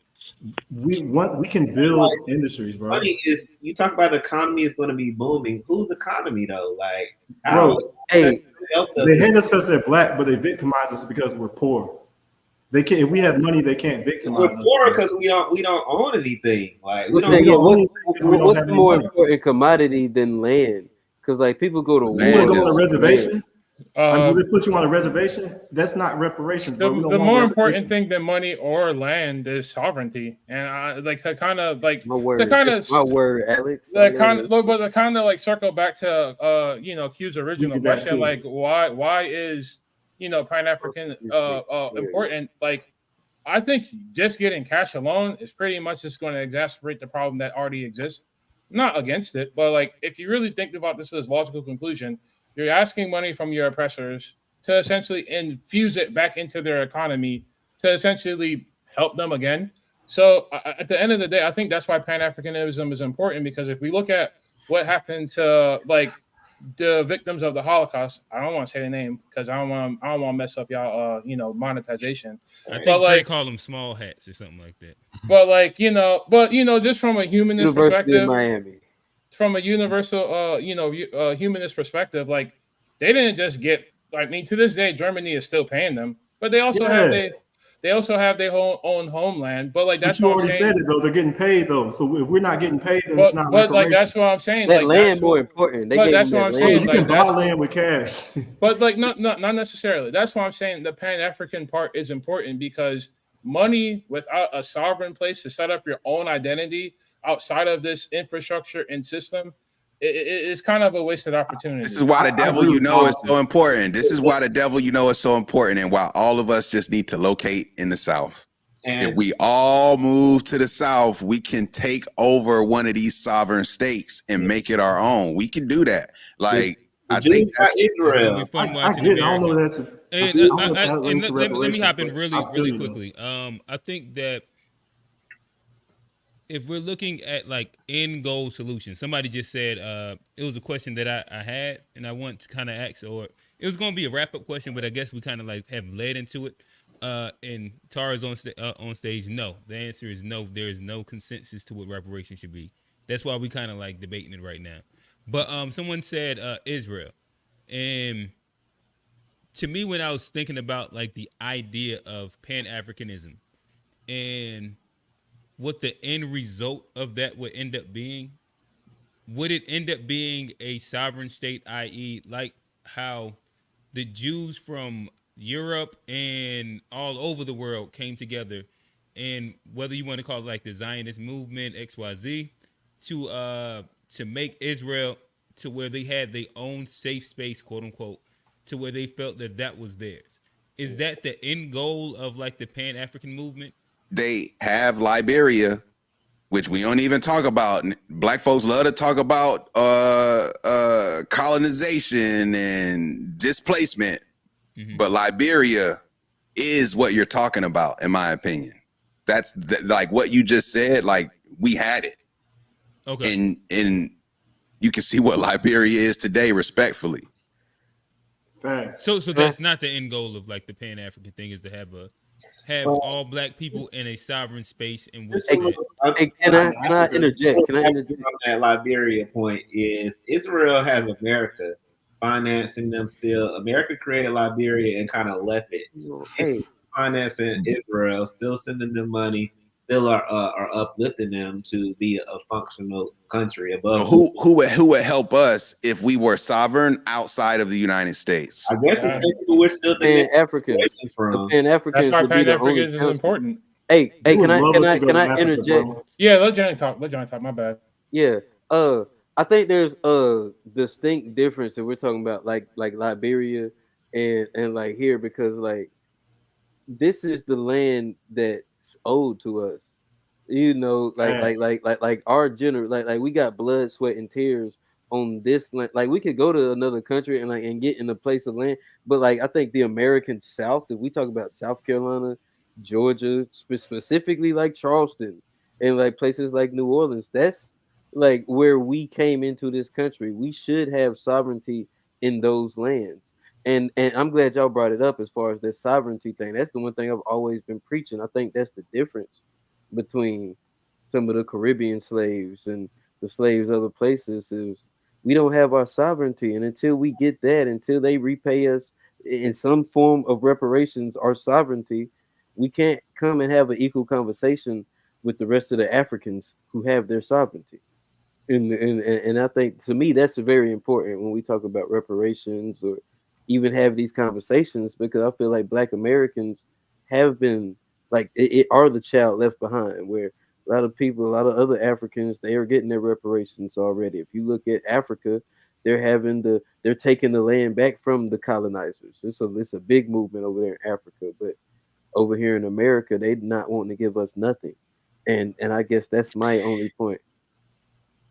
My only thing about what's going on in Africa is that it is a lot of oppression on that continent. Like, I don't know, like, but what I'm saying is they're trying to fight it's renationalization. They're nationalizing a lot of that land that's owned by white corporations. They're nationalizing that land and giving it back to the Black countries that own it. I think it's important for us to kind of highlight, like, not to be that person, but we're all kind of having this conversation from the comfort of our own homes on, really fancy laptops, I'm assuming. We need to understand we're in a really privileged, we're in a really, my shit ain't that fancy. I'm freezing up.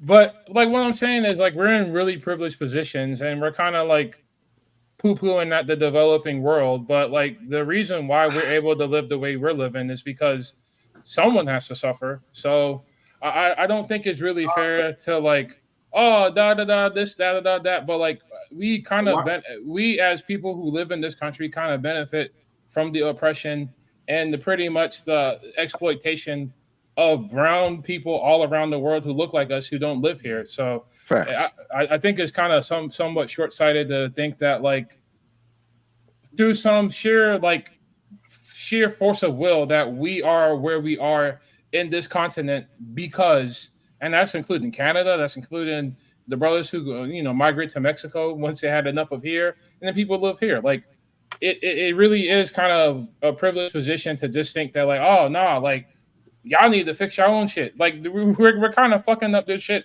as we speak right now in our air conditioned rooms. But that's all I got. Bro, I prefer we not talk about Africa at all. Honestly, the only reason I I'm talk talking about the Africa, whole developing world. but I mean, like, I prefer not talk about anybody outside of America that's black. I'm talking about black people here in our fight with the government. And the only reason Africans came up is because they're over here. If they were over there in Africa, I would not. Nobody would say a word about them. We're not like really thinking about them like that until they come over here and get Juneteenth scholarships that we fought for, and they also get Caribbean scholarships too. And we're like, come on, y'all, like, how are y'all helping us if y'all just benefiting from what we fought for and offering us to go back to where you came from? Like, bro, that's not. But like That's the only the reason they thing. came up. But that's the thing, Trey. Like you see how you just did that. Like you're upset at you're upset at the infrastructure that allows this stuff to happen, but you're also wanting them to rectify and remedy a issue that you're having.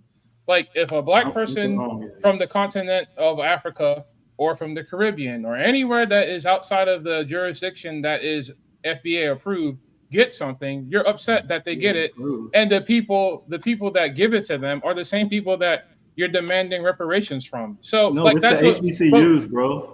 It's us. I'm sick of the people that are in charge, our elders that allow this, that instead of when they allow civil rights to not be for just black people. But that's what I'm saying, Trey. Like you live in a country where they have federal laws, and that's why Chad and Brad and Samantha can go to HBCU because you legally cannot discriminate them from going there.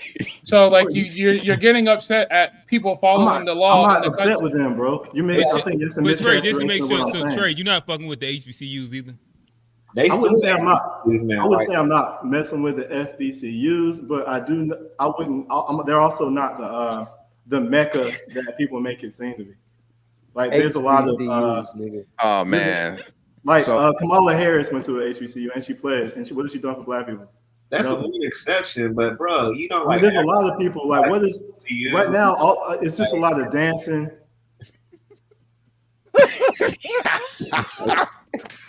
And this nigga not froze either, right? He actually like standing still, right? Like, yeah, like it's just.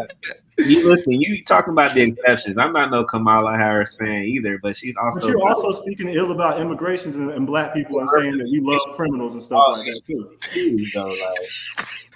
Like so, there's no Malcolm X's. Kamala Harris is an exception. Like she's not a representative of all HBCUs. To be fair, Jamaica's don't claim her either. So yeah, she's a vice president. What vice president really does anything? But you also got Thurgood Marsh. You also have influential. You talk about Black history earlier, and the Black history that we need to uplift and uphold. And a lot of these Black people came through HBCUs. Let's keep it focused on the present, though. I get what you're saying. There's a lot of stuff in the past, but presently, we got Kamala Harris and Sandra. Oh, you don't think that HBCUs are producing anything? Yeah, this is a whole other conversation here. Yeah, we don't. I can bring some receipts for that too, but that is a kind of different topic. So you just think we should just go to predominantly white institutions only? Is that what you're saying? I think we need to clean house in our HBCUs and make one person is not representation of all 152. Man, I see a lot of the stuff, man. Like I said, I can bring some receipts and everything now, and this is kind of like beside the point. Cool. That's one person. Like there's bad apples at white schools too. Do you go to church? Bro, there's problems with the church too. Oh, I'm just asking because I was asking, do you go to church? Because you was complaining about the singing or the dancing. I was like, I mean, like I think just black folks in general like the jiggy. Like, I'm saying like you should. That shouldn't be what you do all the time though. There should be like some constructivity with that too. Like they gave scholarships to. They have like African Takeover Day, and then they allowed a bunch of Ukrainians come over there. They have the Latinos kind of taking over a lot of the Greek fraternities. What we built for us is no longer. I think we need to clean house with a lot of these things. But And that's part of what the FBA can't is. do it for us though. Like federally, you cannot legalize segregation. Like I'm not saying but yeah, who? Never mind. I'm not saying to legalize segregation or anything like that. I'm saying being on code, and we have a lot of off code behavior. When you say on code, what do you mean by that? They love that on code. On code. What's on code mean? Man, I actually took some time and thought Mr. that out. Code, Man. nigga. Yeah, there we go. I was ready. And John, you said we needed an episode like instead like black code, not like the original black codes they used to enslave us, but These like the new black codes. like the new black codes. When I Yeah, say like on guy code, code, we could have like black code. Like, and we could just like list, like we figure out what the code is. yeah, straight up. Man, my bad. I'm gonna pause. I had a straight time. But basically, a quick example of it, while I'm finding like a good definition, is basically. Did y'all see the Malcolm X movie where they arrested the brother from what for whatever reason it was police brutality, and everyone followed Malcolm X, and they were well dressed, and then they stood on their business, and then they got him out. Okay, the Million Man March. That's another example of being on code. All right, here it is. Like on code is putting your race first, looking out for one another, and we don't need everyone, just a critical mass to do that. So like the Black Panthers were on code taking care of the community. Black people have to be on code when around other races. So let me ask you this then: if by definition on code, that would be inclusive of non-FBAs, no? Nah. I'm talking about our lineage to be on code, and also again, I have absolutely nothing wrong with anyone non-FBA who isn't standing in the way of our progress. There are plenty of great examples. And on top of that, I think that scholarships that we fought for foundational Black American is not segregation to keep it based on a lineage. They have scholarships for Native Americans as well. That's not segregation. It's only segregation when Black people try to do something for themselves. So I think on code is when you support Black businesses, and like the Montgomery bus boycott, that was on code. When Tupac hopped out the whip to neutralize that undercover race soldier committing police brutality. Yo, I ain't gonna lie, that's one of them. That makes Pac a legend. I don't even like all of Pac's music, but that's the Pac story is crazy. I gotta admit. But speaking of on code, like I think that's like kind of going back to the whole Pan-African, like conversation. Like if anything, we as like this generation, we're off code because you're talking about like listen to what you're saying when you talk about hold on listen to what I'm saying, Trey. If we're talking about Tupac and you brought that up as a good example, what about Asada Shakur when she busted them shots at them cops in New Jersey? Where did she go? Who was on code and kept her hidden and pretty much gave her amnesty? Cuba, bro, right? I agree with you on but that. Like that's what I'm saying. Present day though, you're talking about okay, stuff but Trey, you kind of ebb and flow. But that's what I'm saying. You ebb and flow out of like what's relevant to your points. Like we're supposed to remember our heritage. We're supposed to remember our history, and that's why it's a reason for ethnogenesis. But when it's inconvenient, like nah, man, that's old shit. I don't want to hear about that. So that's like, not what I sound like. Not really. That's a silly voice I make for everybody. As someone with a silly Kermit the Frog voice, I'm sorry. I appreciate it. I apologize. But like ultimately, what I'm saying is, if the end goal is, I don't think the end goal of getting reparations is to be rich. I think the end goal is to pretty much listen to what I'm saying. I think the end goal of getting reparations is to provide a better future for our descendants who look like us, to have a fair and equitable society to live in. And I don't think you're going to do that by yourself. I don't think we can do that by ourselves. And that's why, like, if you think about it, no, you can't, bro. Like everything we did was by ourselves. Not necessarily, but I hear what you're saying. Like, if you think about it, like, the one thing that everyone's complaining about with, like, oh, man, Ukraine, why are we giving money to Ukraine? That is a prime example of what it takes to survive on a national scale against your enemy. Like people in Ukraine, like it's a tiny, really small place, but they're putting up a fight against a big country like Russia with all the pretty much military power that they have that rivals us. And why can they do that? Because they made allies against the entire western side of the hemisphere. So how are we planning to do that by ourselves? That's all I'm saying. Can I throw a wrench into what you just said? Because Russia, this is where Pan-African gets. So from our perspective as Black Americans, some of America's biggest adversaries are the most invested in the continent of Africa and some of their biggest allies. When you talk about China and Russia and what they've done in the continent of Africa, what they provided for a lot of quote unquote Black people on that continent. Like I'm curious, like this is why it's like it's what I'm saying. It's like this idea of like a Pan-African. It sounds good, but like in reality, we're not on the same page fighting for the same things just because we all are black. I was using no Ukraine as an real example, quick, but yeah. So I guess I want to kind of wrap the conversation up with the spirit of what got us to it. And we're kind of at a very pretty much similar spot to what got us to it, in which we're kind of talking about the black and the African divide, the diaspora divide. And yeah, I'd like to play a couple clips. And again, we can wrap it with the conversation that got us to it, like the idea if the African, like the resentment that some African Americans hold towards Africans is justified, and vice versa. If the resentment that some Africans may hold towards blacks is justified, and then kind of branching it with the olive. Well, that's an olive branch of what do we do from here to kind of mend these fences. That man about to play a Charleston White clip. Oh no, it's gonna get ignorant first, and then we'll kind of lighten it up. But this, I'm gonna play a Charleston. I'm gonna play a Trey clip, and I think it's a Fresh and Fit clip, maybe. Not just Fresh to kind of. You're doing the whole gauntlet, man. It's the ignorant gauntlet. My bad, y'all. We came back over here and rescued one nigga since we left from Africa. Yeah, and Africans don't like us. Yeah, nigga, Africans don't fuck with us. They don't like us, and they stink. Yeah, ain't some stinky people. Yeah, niggas, fuck Africa. Yeah, nigga, they ain't our people. We niggas, slaves, the descendants of slaves. They would never call no nigga. The first group of Africans, only one generation. Now the first group came. They wasn't born into this shit. Me and your people was born into this, homie. They were born slaves. They birth certificates say nigga. They was born in Africa. They are not us. They know what tribe they come from. They had a language. Once they broke them from the language and we was born in these conditions. We ain't no Africans. We ain't no Hebrew. We nigga. Oh my God. Bro, why you play this? Okay, the language, figure it out, go to college, get education.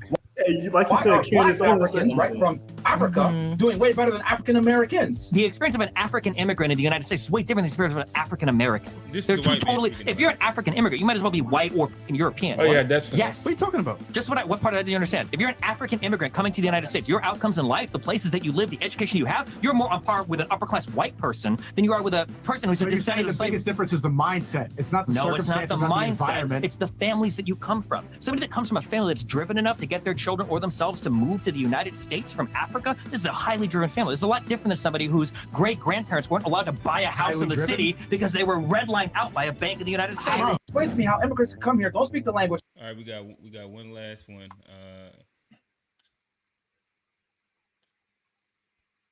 Why is it immigrants are not stopping reparations? My ancestors come from the Caribbean, and there were Okay, slaves in the so then maybe it Caribbean, and we maybe you wouldn't re- qualify for the American reparations. Well, here's the challenge. There are so many difficulties with trying to enact reparations, in part because the question is who gets them. Potentially, I could fall into that category. I honestly have called a pipe dream in the past, and I think that's what it is. Well, it would be nice if there was an elegant, simple solution to all sorts of complicated problems. You're not actually talking about how to fix those problems if you're only talking about reparations. If we're only debating how we're going to parcel out responsibility for something that happened more than a century ago. And we're probably never going to do this. It's not clear to me why we're pursuing this thing. Is it fair that there's no reparations, no restitution, nothing? Should the Irish get reparations, by the way? Irish need not apply signs when they came here during the Progressive era. I mean, how far do we want to take this down? Are we acknowledging that there are ugly spots in history? Because 60% of the world would be entitled to slave reparations if you wanted to play that game. Well, here's a fact. Slavery ended 154 years ago. It's been a long, long time since we had slavery in this country. And you have people like my family. I'm black, but my family came to the United States in 1962. My parents are from Costa Rica. Do I get a check? I did a couple of essay contests that I actually won. I think y'all kind of get the gist of that one. Again, I do think that we understand that those are low-hanging fruit examples, but I kind of use that to kind of like show the idea that there is some resentment that exists across the diaspora on both sides. I'll ask I guess the simple question first to start it off. Do y'all think that there is some version of justified resentment for either side? Trey, I think that you'll be a good one to start this off. Mute it. I had to mute it because I was laughing with it. A broken clock is right twice a day, and I'll say that for Charleston White, and I'll also say that for that funny hair dude. He brought up some good points. Yeah, Destiny. I usually can't stand those fools, but I mean, bringing out the distinction. I don't disagree with his. I don't agree with his wording of the thing, but I get his sentiment of the issue. It's kind of like even y'all agree with it too. Like we're in it by ourselves. Like we can't depend on the diaspora to help us. So they never. I mean, so we need to get it on our own, and we have a different situation. I think. Stay to the question. Though. Stay to the question. Oh, the question. Okay. Just like, is it justified? So you said, is it low hanging fruit? And is it justified? I do think that was low hanging fruit, but when major I know that was like the comments was low hanging fruit, but I was using those as a guise to ask the question, just to show the fact that resentment does exist. Is it justified? Do you believe that it's justified on either side? Yes. Do I believe? I think it's rightfully justified. Do I think they speak for the majority of all people over here? I can't say that they speak for the majority, but I do think that the people that are against us having reparations know where to find people to speak out against it. And if you were to get a person that's a foundational Black American going there talking like that, they're going to get ostracized at a family reunion, all the other stuff. But if you bring somebody from a different community who also agrees with them, then they're the perfect. I don't want to say I don't want to make them sound like pawns earlier or anything like that, but they're the perfect weapon against us because it's a black. I have a black person. They don't think you deserve reparations, so if a white person says it, then it doesn't have as much weight. So when you see them do that, I think them being weaponized against us is something that of course we take issue with that. So you do feel that it is justified? Very much what you so. Think? Well, G's battery just died. Dang. Yeah, I'll be back. I wouldn't say it's justified. I would say it's understandable. Our resentment stems from somewhere, and it's typically your own conditioning based on your life trajectory. It's based on your lack of understanding.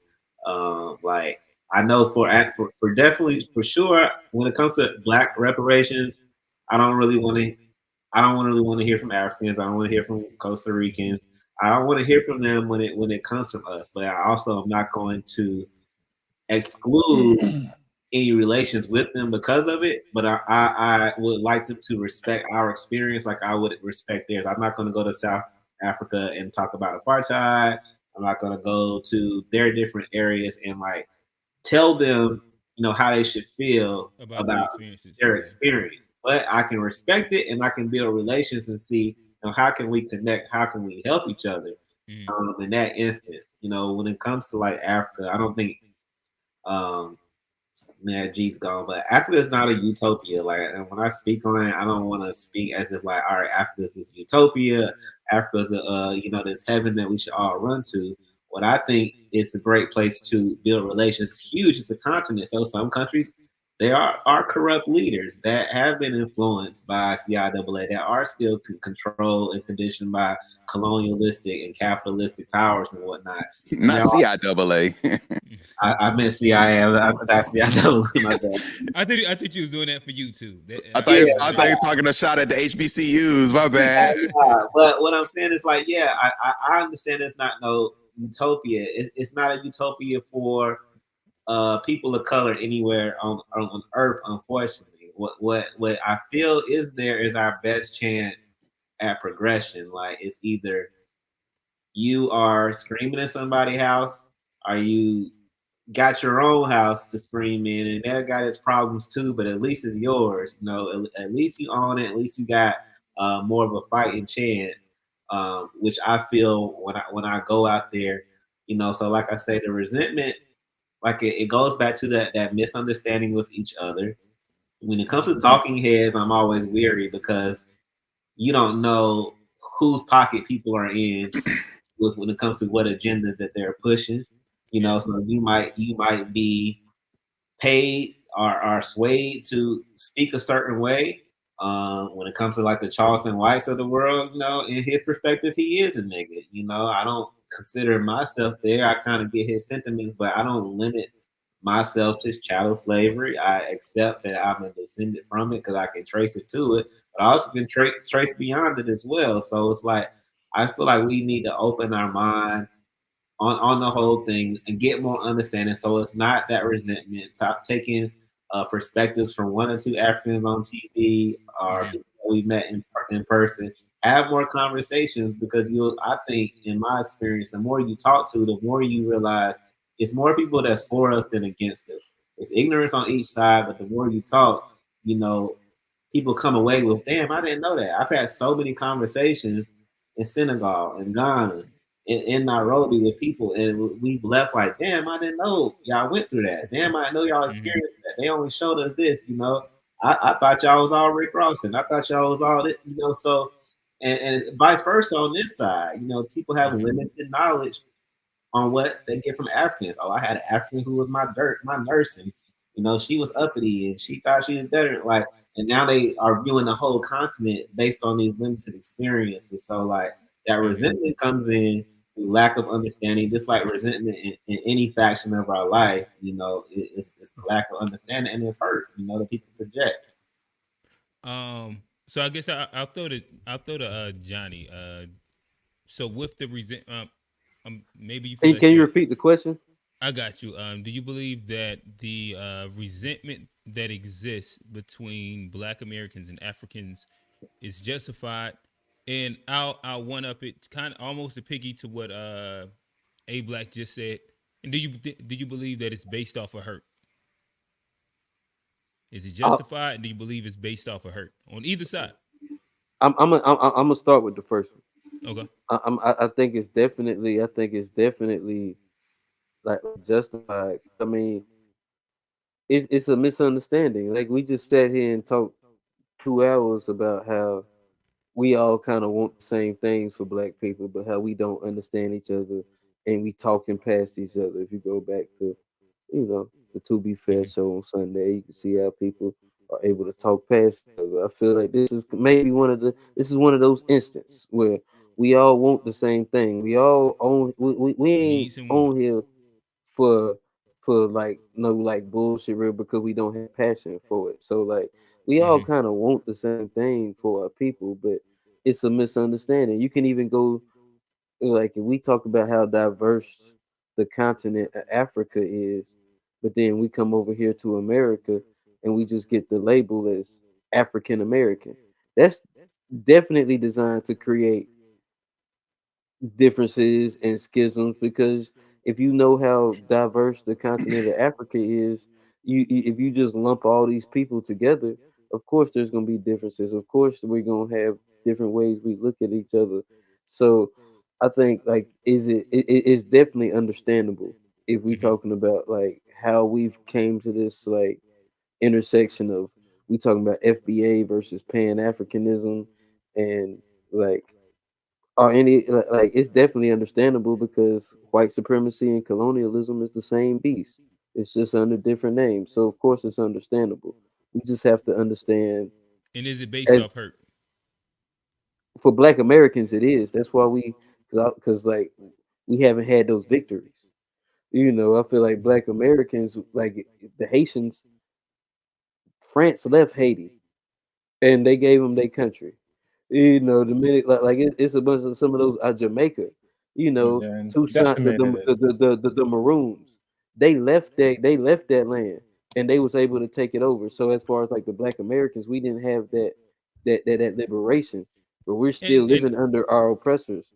let me ask you this, and I guess this probably So it's goes to definitely like based off hurt. 'Cause we still living under our oppressors. and I'm kind of thinking through this as we're having the conversation, but I'll ask this to all, I guess, like I'll ask this to the panel.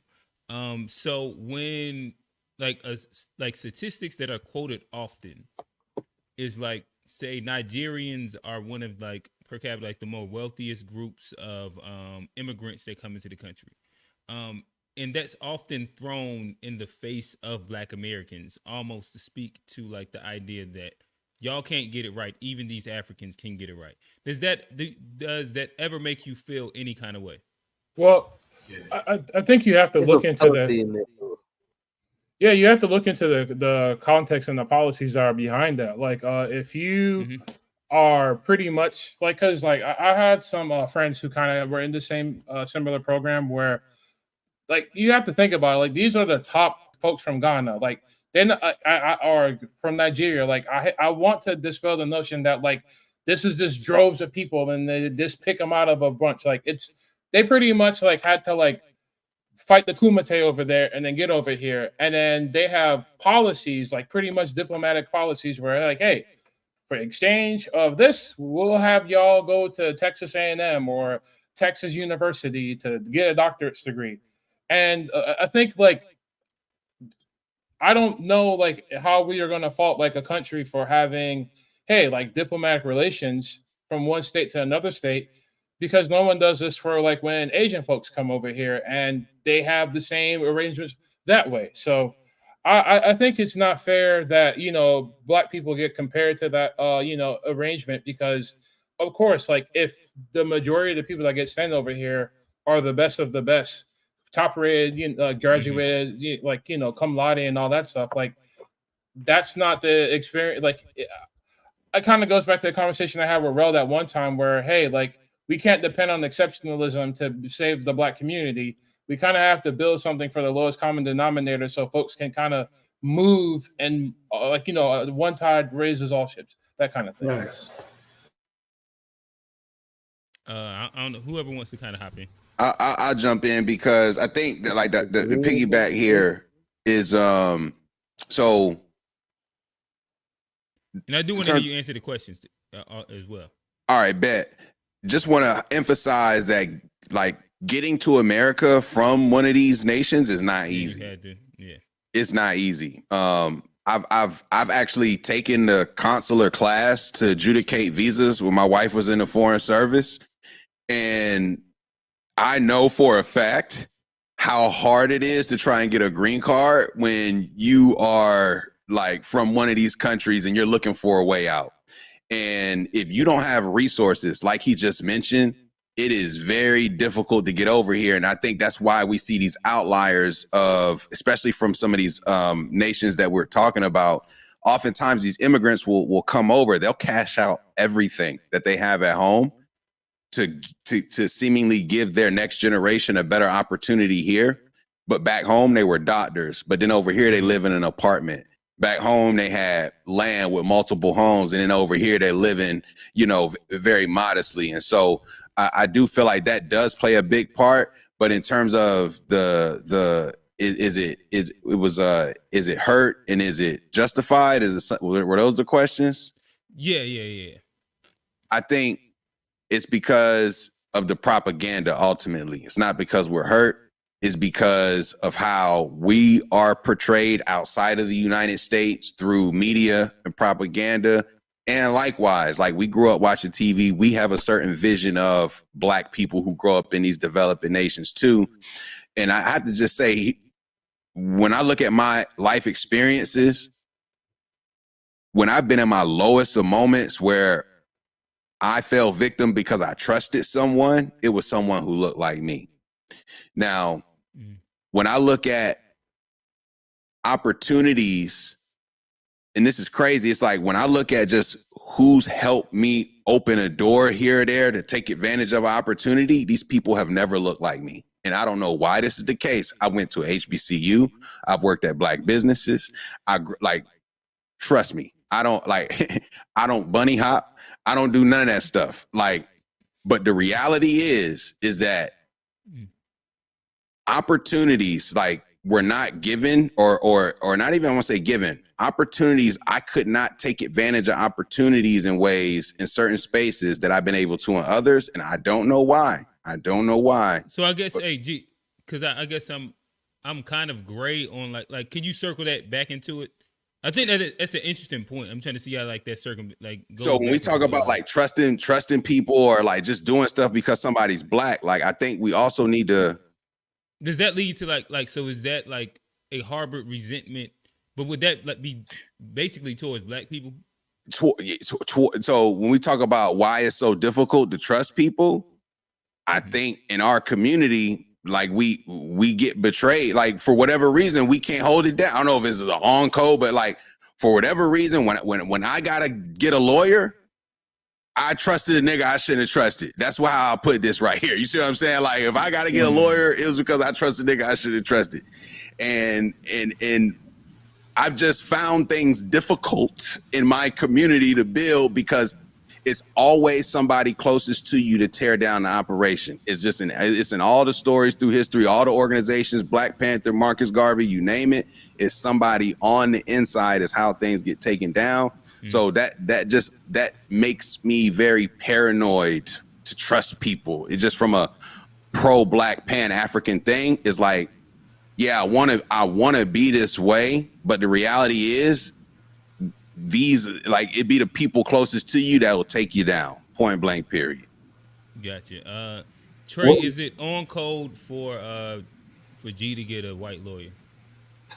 No, because that's one thing we're missing. Like we need an army of lawyers. Like one thing that Jewish people did. It was a joke. Hey, go holler at the Stanley Group. My lawyers was Italian, baby, and they handled it well. I'll just say I know some black lawyers. I know some lawyers. The Stanley Group, South Carolina. Go holler at the Stanley Group. But we have a lot of crumps, like ambulance chasers, to try to get paid. What we need is like when Jewish people, when the small hats went through, one of the first things they did is they got an army of lawyers. No, I mean I want to be like that, but that's important. Like you have to be able to work the government and be politically sophisticated. And if we don't have people that are civil rights attorneys to plead our case and to make legislation in our favor, then we're going to lose that battle. And politics are very important. Like politics is warfare without bloodshed. And, warfare is politics with bloodshed. So if we aren't able to compete politically, then we aren't going to be able to make moves. So I've heard people say that even with civil rights attorneys, they had to go get a small hat lawyer. And then they spoke up for them more than the black person would. And then that goes back to, isn't that what our HBCUs is supposed to be doing? But I mean, that's for another topic. But that's something I said last week about like us being politically literate as far as like how this political game run. Like I spoke about that. I think I said financially literate, but I meant politically literate as far as like how this game operates in this country. If you're the small hats, as Trey would call them, they know how the game works. They know how the game works not only in this country. We gotta stop using that term, bro. That is crazy. Like, like I just gotta say that is a crazy term, bro. We like that. It's nasty. It's kind of nasty. I just gotta say it's a nasty term. It's okay, nasty. maybe I shouldn't have said that. The algorithm's not gonna like. It's good for the algorithm. The algorithm ain't picked up on that one yet.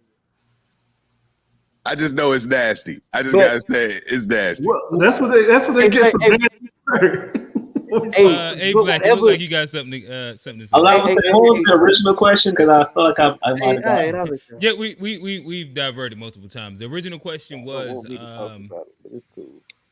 What is pretty much it was the video showing the resentment on both sides, whether it was from black people or from Africans. And the question was, is it justified? And I think I branched it also to just the idea, is it based off of hurt? And that's on either side, whether Black American or continental or just like within the diaspora in general.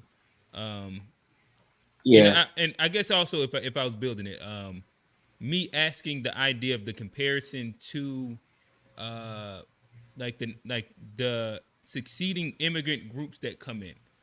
Typically, when you hear most black people retort like an idea of like Africans not messing with them, it's like these maybe you might say like the elitist thoughts of like say like a Nigerian family that's coming in and that doesn't want their daughter or whoever to mess with blacks or looks at blacks as lazy XYZ, or it's the comparison in general to other immigrant groups that through which we probably all will agree, like there is beneficial things for immigrants that come into America that blacks don't get.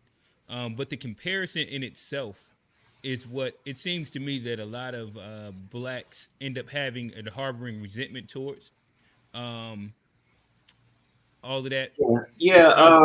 I spoke on the first part. The second part with the immigrants, like basically, it's like, I mean, even you take Nigeria for instance. Nigeria, the most populous country in Africa, 250 million. So you got people, like you said, it's so hard to make it out of there. You know, I know people right now that's been trying to get visas for over 2 years. So when they make it through that, they make it over here. It's like it's a that certain mindset. Yeah, that's mindset, and then their family structure is different. So they're worried about their kids being corrupted by American thinking, Western philosophy. So naturally, you want to keep it in the family, but that resentment really is not nothing new to our community. We get that resentment from older generations who kind of project the same thing towards us. It's like, I had it much harder than you. You have all of this at your foothold that we work for, and you can't make it happen. And it's kind of what some of them say when they come over here. It's like, we're coming from what some would say third world conditions. Not all Nigerians are all Africans, because they'll tell them, you coming over here, they were already probably living good over there 8 times out of 10, so they're not coming from huts and shanty towns and slums. Like you say, a lot of them are coming from, you see some of the cribs and the compounds and ways people are living over there. They Do live you in think life. that our generation has resentment towards Africans? I think we have resentment in general. We are a projecting generation. We are easily offended, and we are always looking for somebody or something to blame. So whether it's white people, whether it's Africans, whether it's old people and the elders, whoever we can blame for our shortcomings and why we're not where we are, that's what our generation is going to do. We're going to hop on Twitter, we're going to have these debates, and we're going to blame and point fingers all day, while these people are coming from backgrounds where they didn't have the internet, older people, Africans in some cases, so they are coming with a different mindset of work, of perseverance, of you already got it easy. Like we mentioned earlier, we're all in a privileged position sitting here on our phones. Our lights ain't went out once. We don't even think about the stuff that people deal with. We all got electricity right now. We all have Wi-Fi right now. So when they coming from those circumstances, and then they still see people complaining here, then yeah, I won't say they look down, but they have a certain, like, what's wrong with y'all niggas? Like, what do you mean you can't make it? What do you mean we taking something from you? And we're like less than an inkling percentage of immigration here. Like, we're not taking nothing from you that you couldn't get yourself. You're not working hard. I work at a college right now, HBCU. You know who's all excelling? The African students. They're killing shit. The Caribbean students are killing shit because they coming from backgrounds where they gotta get it. Or I know where I'm gonna go back to. I'm not going back to that. Whereas niggas like, I go to college, maybe not. We float through stuff and we make excuses, and then we point blame instead of holding ourselves accountable for, like, Trey has been talking about all the stuff that we built, all the stuff that we fought for. A lot of our generation, I won't say our generation, we're a little older, but I'm in the higher education space. I see these students. A lot of them are lazy as fuck. A lot of them are entitled as fuck. And they have everything in their hand. They have 2 phones, they have a car, they have all of the things, and they still feel like they can't make nothing happen because they just expect things to come to them. Then my students from Zimbabwe, from all these other places, they making straight A's, they doing tech, they doing all of this stuff. You sit down and talk to them or see where they come from. They come from crazy conditions. Like, man, I gotta make it. Like, my family, Black, stuff like that. I gotta make it happen. Hey, Tara, we might end off on your question.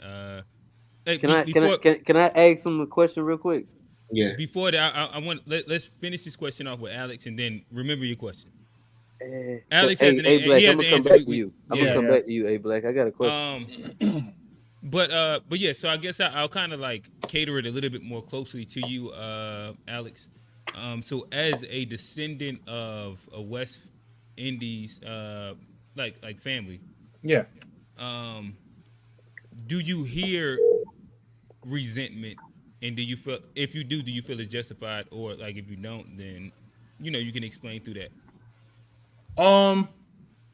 Like resentment from like Like them my side. towards like from them towards Black Americans.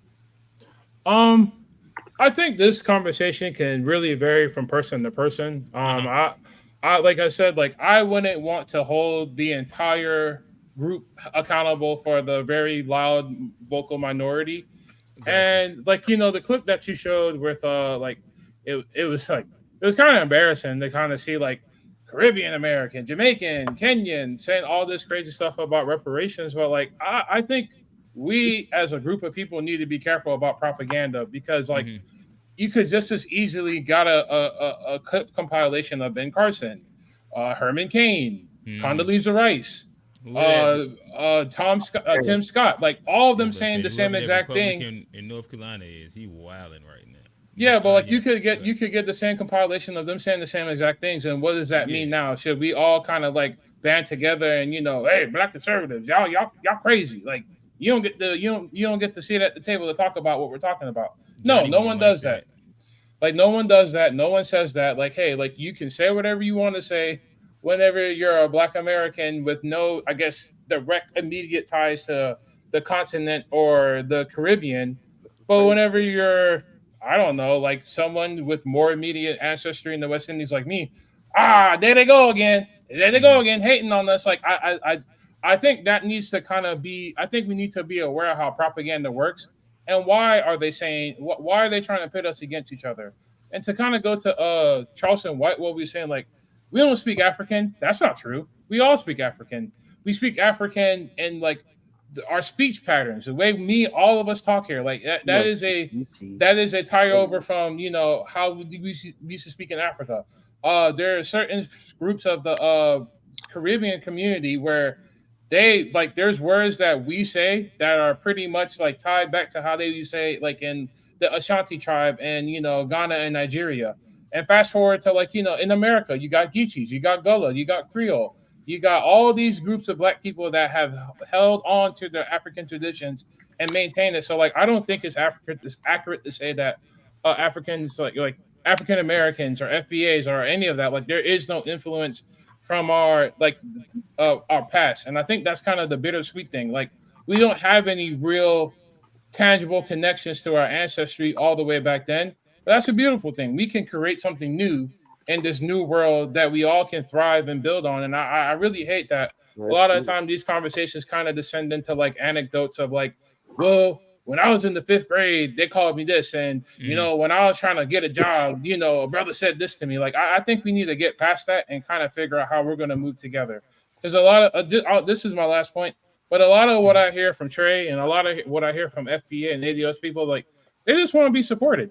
They want to feel loved and embraced, and I think it's about time that we kind of start building those bridges instead of anything. Like I don't want to get in the way of any reparations. I don't want to get in the way of anyone's identity, and I think we can do that without pitting each other against each other. But yeah, that's all I got. That's fine. So Johnny, you remember your question for A Black, and after that, we can pretty much do a minute 30 each, just kind of rapping and giving thoughts on what we can move from this conversation. Well, yeah. No, I honestly think my question kind of leads to wrapping it up and moving towards a different space. But my question was, so we can, go ahead. Well, yeah, my question for A Black and just anybody like because just him specifically because I heard him talking about like the difference between like the drive you've seen and like maybe immigrants from Africa and the drive you might see from like Black people that are born here in America. And it like to me, I think that's a cultural difference. I think like culturally, Black people in America don't necessarily there's something that prevents us from having that same drive, whether it's white, like we can say it's white supremacy, but like there's something where these immigrants are coming and they're like A Black just said it, they're performing better than us. The same drive exists. I just don't think that it gets noticed because but why are they performing better than us? I don't think it's. I think that's like anecdotal. Just said it. He said he see the Nigerian. But it's anecdotal at best. Like if you think about it, like Johnny, like I'm asking A Black, what does he think? That's why I was asking A Black, what does he think the difference is? I'm muted. You okay with them calling us cicadas and cotton pickers though in the chat Oh though? wait, So let's I might let's not address do that. that. We'll get to that My later. question was for A Black because he had a. Comfort breeds complacency, man. So I know what Alex is getting at. Of course, there's exceptions in the Black community where we are driven, we are focused. I'm not to say that, but as a whole, we can look around when we see that small percentage that comes here, because it's still a very small percentage of Africans that come here. They usually are their best of the best. They usually are their smartest and their most focused. So they're coming from places where they are more lodged into discomfort, which makes them to focus and progress more to not return back to that. What we've been inundated with is comfort, with pleasantry, with is amenities, with all of these things that we get, and it takes away our drive. You know, we have porn, we have sports, we have FanDuel, we have so many distractions that make us FanDuel as hitting a like crack in the whole 80s. reality shows, social media, things that a lot of other people don't have the comfort to Cultural sit thing. They're and cultural roll things, over though. all day. We are constantly distracted as a people, and its focus and discipline has become almost like superpowers for us right now, because a lot of people can't master that. They can't That's a apply fact. that. Like there are always That's a fact. exceptions. They we But A us Black, be that, who knows? But I'm just saying, from the space that I work in, from K through 5 to college, I've seen this progression. My mom, who works at another college, we had this conversation like, what is going on with these kids?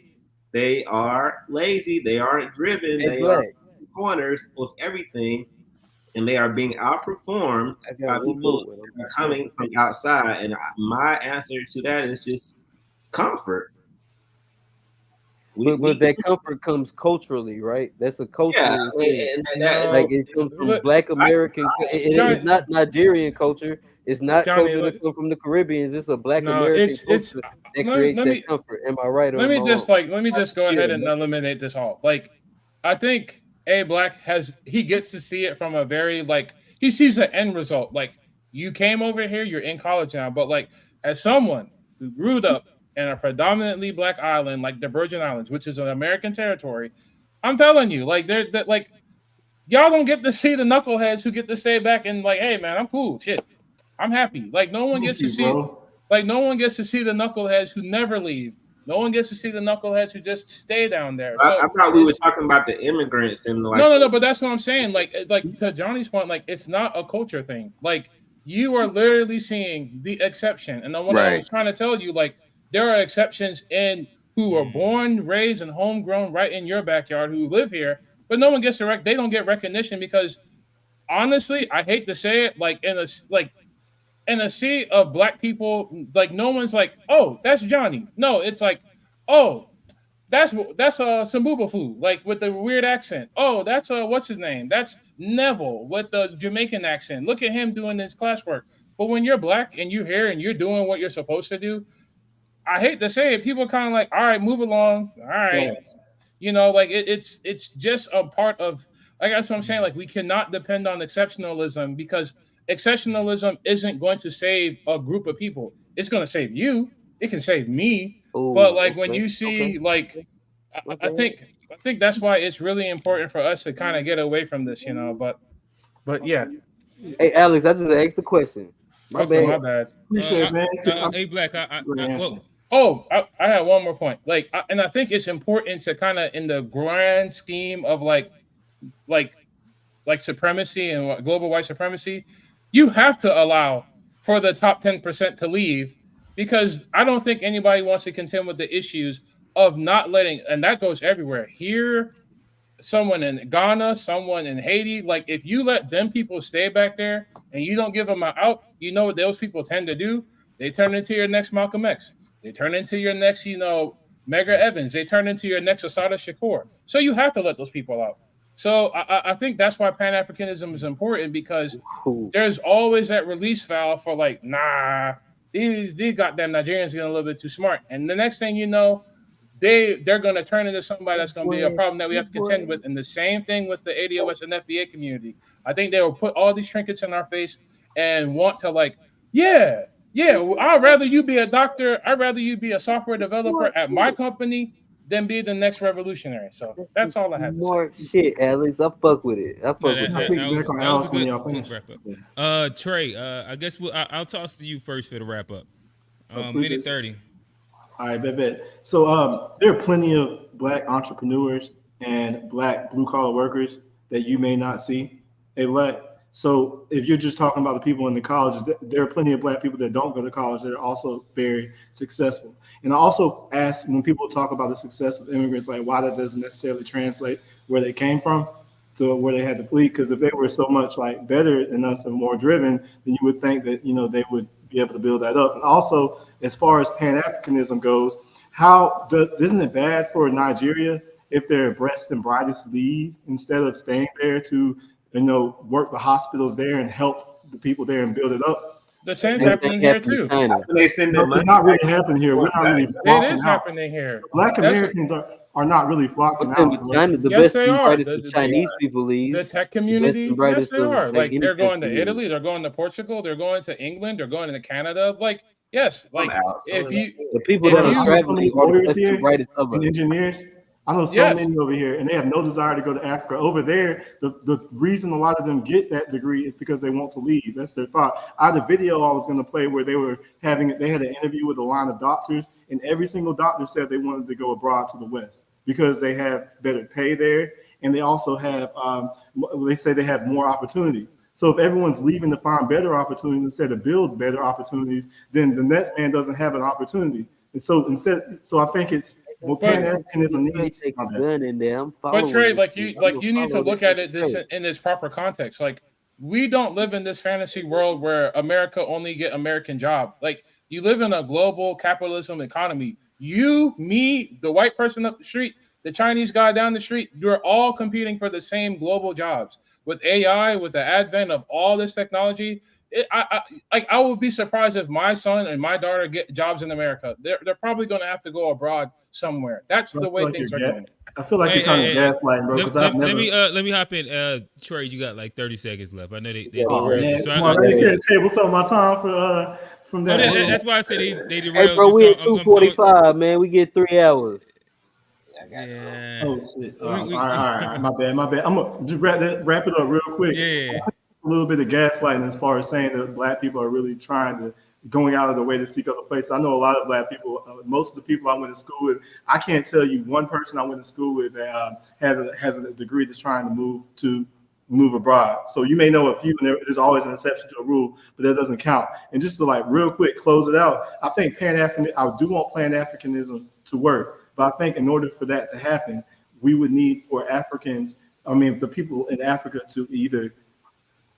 they would need to free themselves of the domination by foreigners, free themselves from corrupt governments, right. They would need to build their resource-rich homelands to become a global partner to FBAs and other lineages within the diaspora.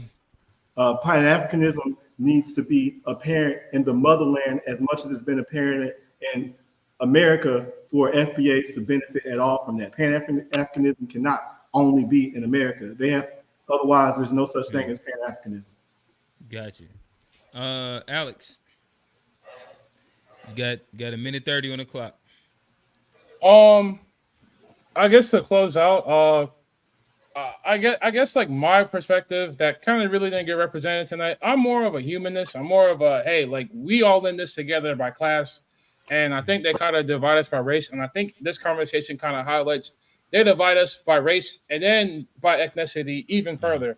And it's somewhat disappointing and somewhat upset. And I don't think that we're moving in the legacy of, like legends like Fred Hampton. So, I think at the end of the day, I think Black liberation is the same thing as just building an equitable society altogether. And I really hope that we can have more conversations like this because, to be honest, I was kind of nervous. Like, I didn't know what I was walking into. I thought it was going to be like a African booty scratcher fest or like this and that. But like, I'm really proud of like what we were able to do. It kind of got out of hand a few times, but for the most part, I really appreciate the opinions that I got here tonight. And I learned something new. I didn't really know about Liberia, and I'm going to be looking into that more. But yeah, like I'm interested to see where this conversation goes.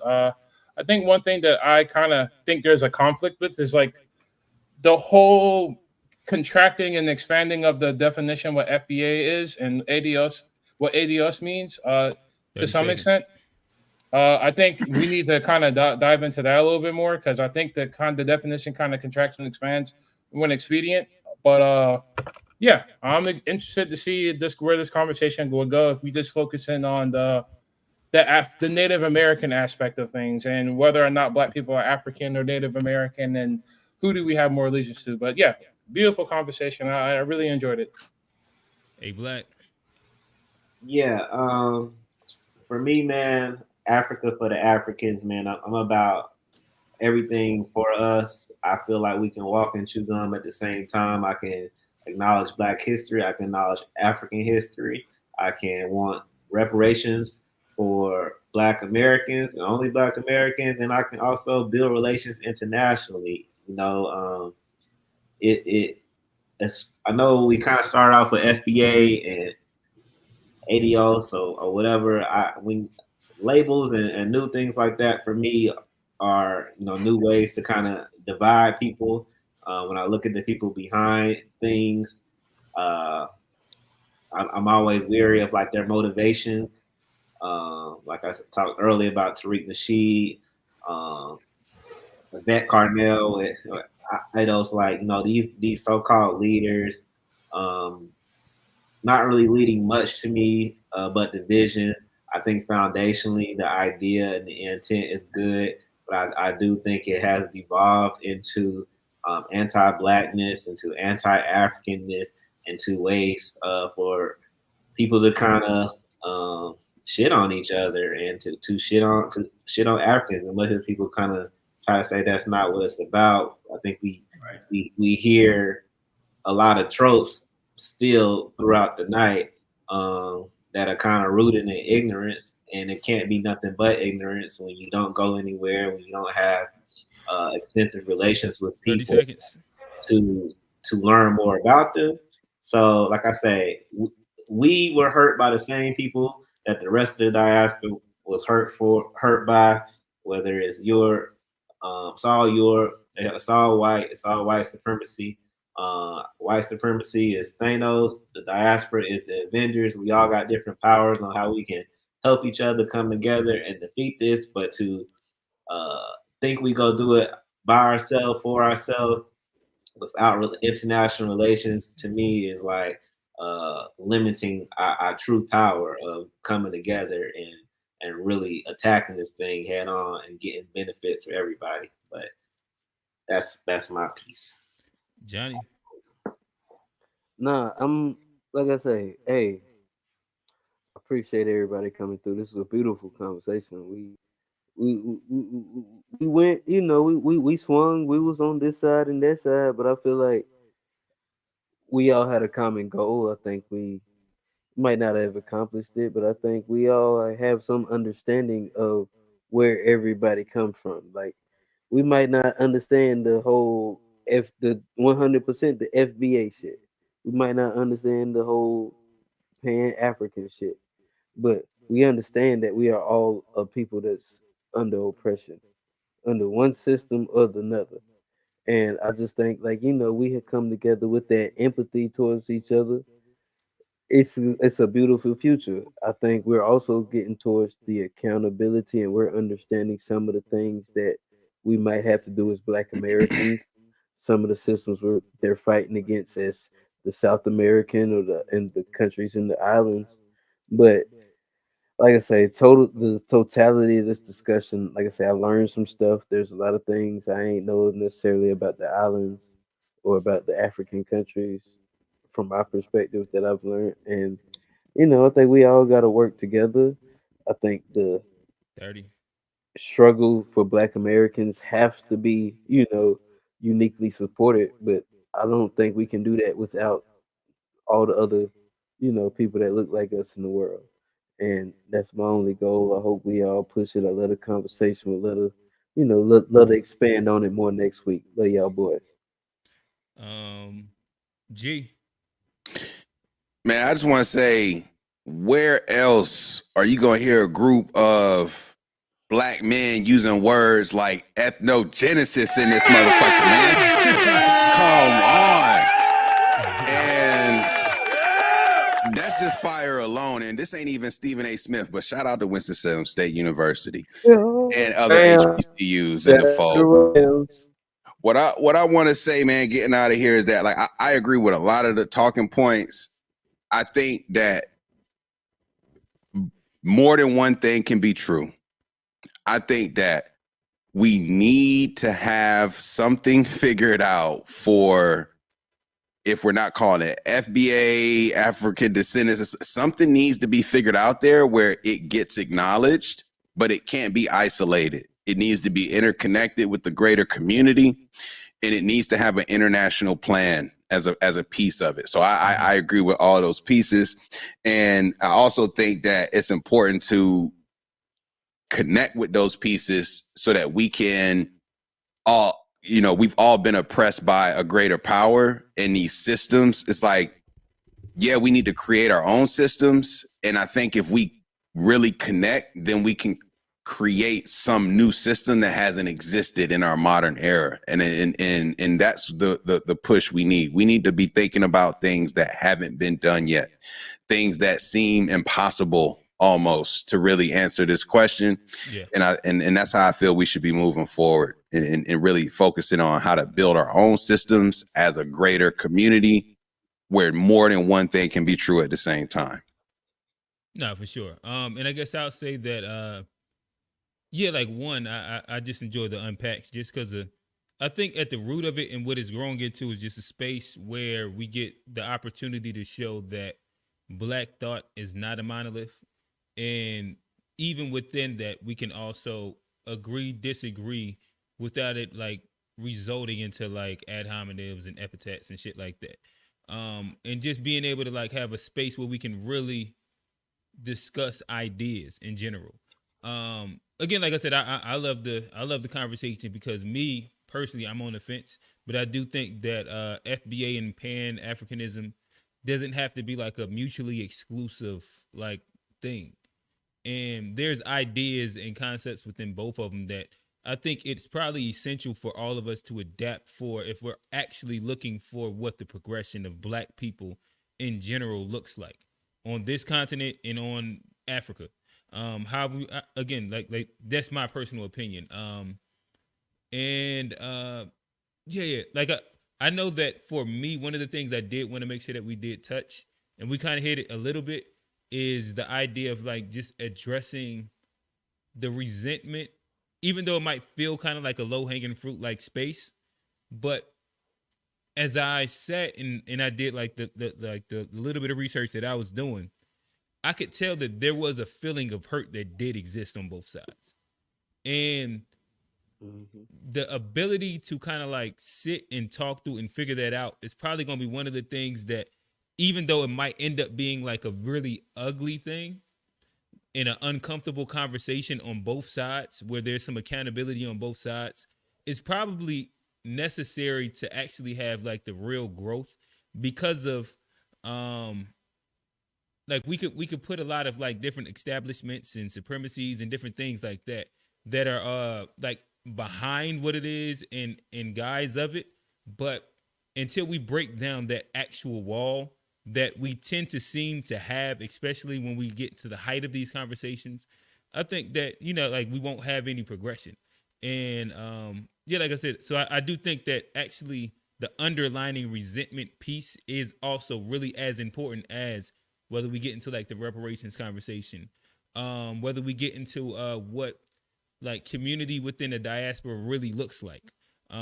Because to be a community, we have to find a way to effectively work together and look at each other as an actual, like, you know what I mean, valuable human being. But that's my piece. Again, this has been Unpacked. This has been another fire episode. I appreciate the panel. It's G, it's Trey, we got Alex, it's A Black, it's Johnny. Again, another great episode. And that's it. Yeah, I feel like everybody kind of, well, we can do a quick round the horn if anybody want to shout out your socials or whatever you have going. We got less than 60 seconds. Oh yeah, Nat. All right, X that. We'll tag everybody below. And yeah, again, peace, love, everybody. Good shit. To be fair, so 4:30. 4:30. Ha. There we go. Shut your shit out, G. Y'all already know what it is. Nah, man, fuck that. G Shit Podcast, family, friends, finances, freedom, and future. Fuck everything else. Ha. We out.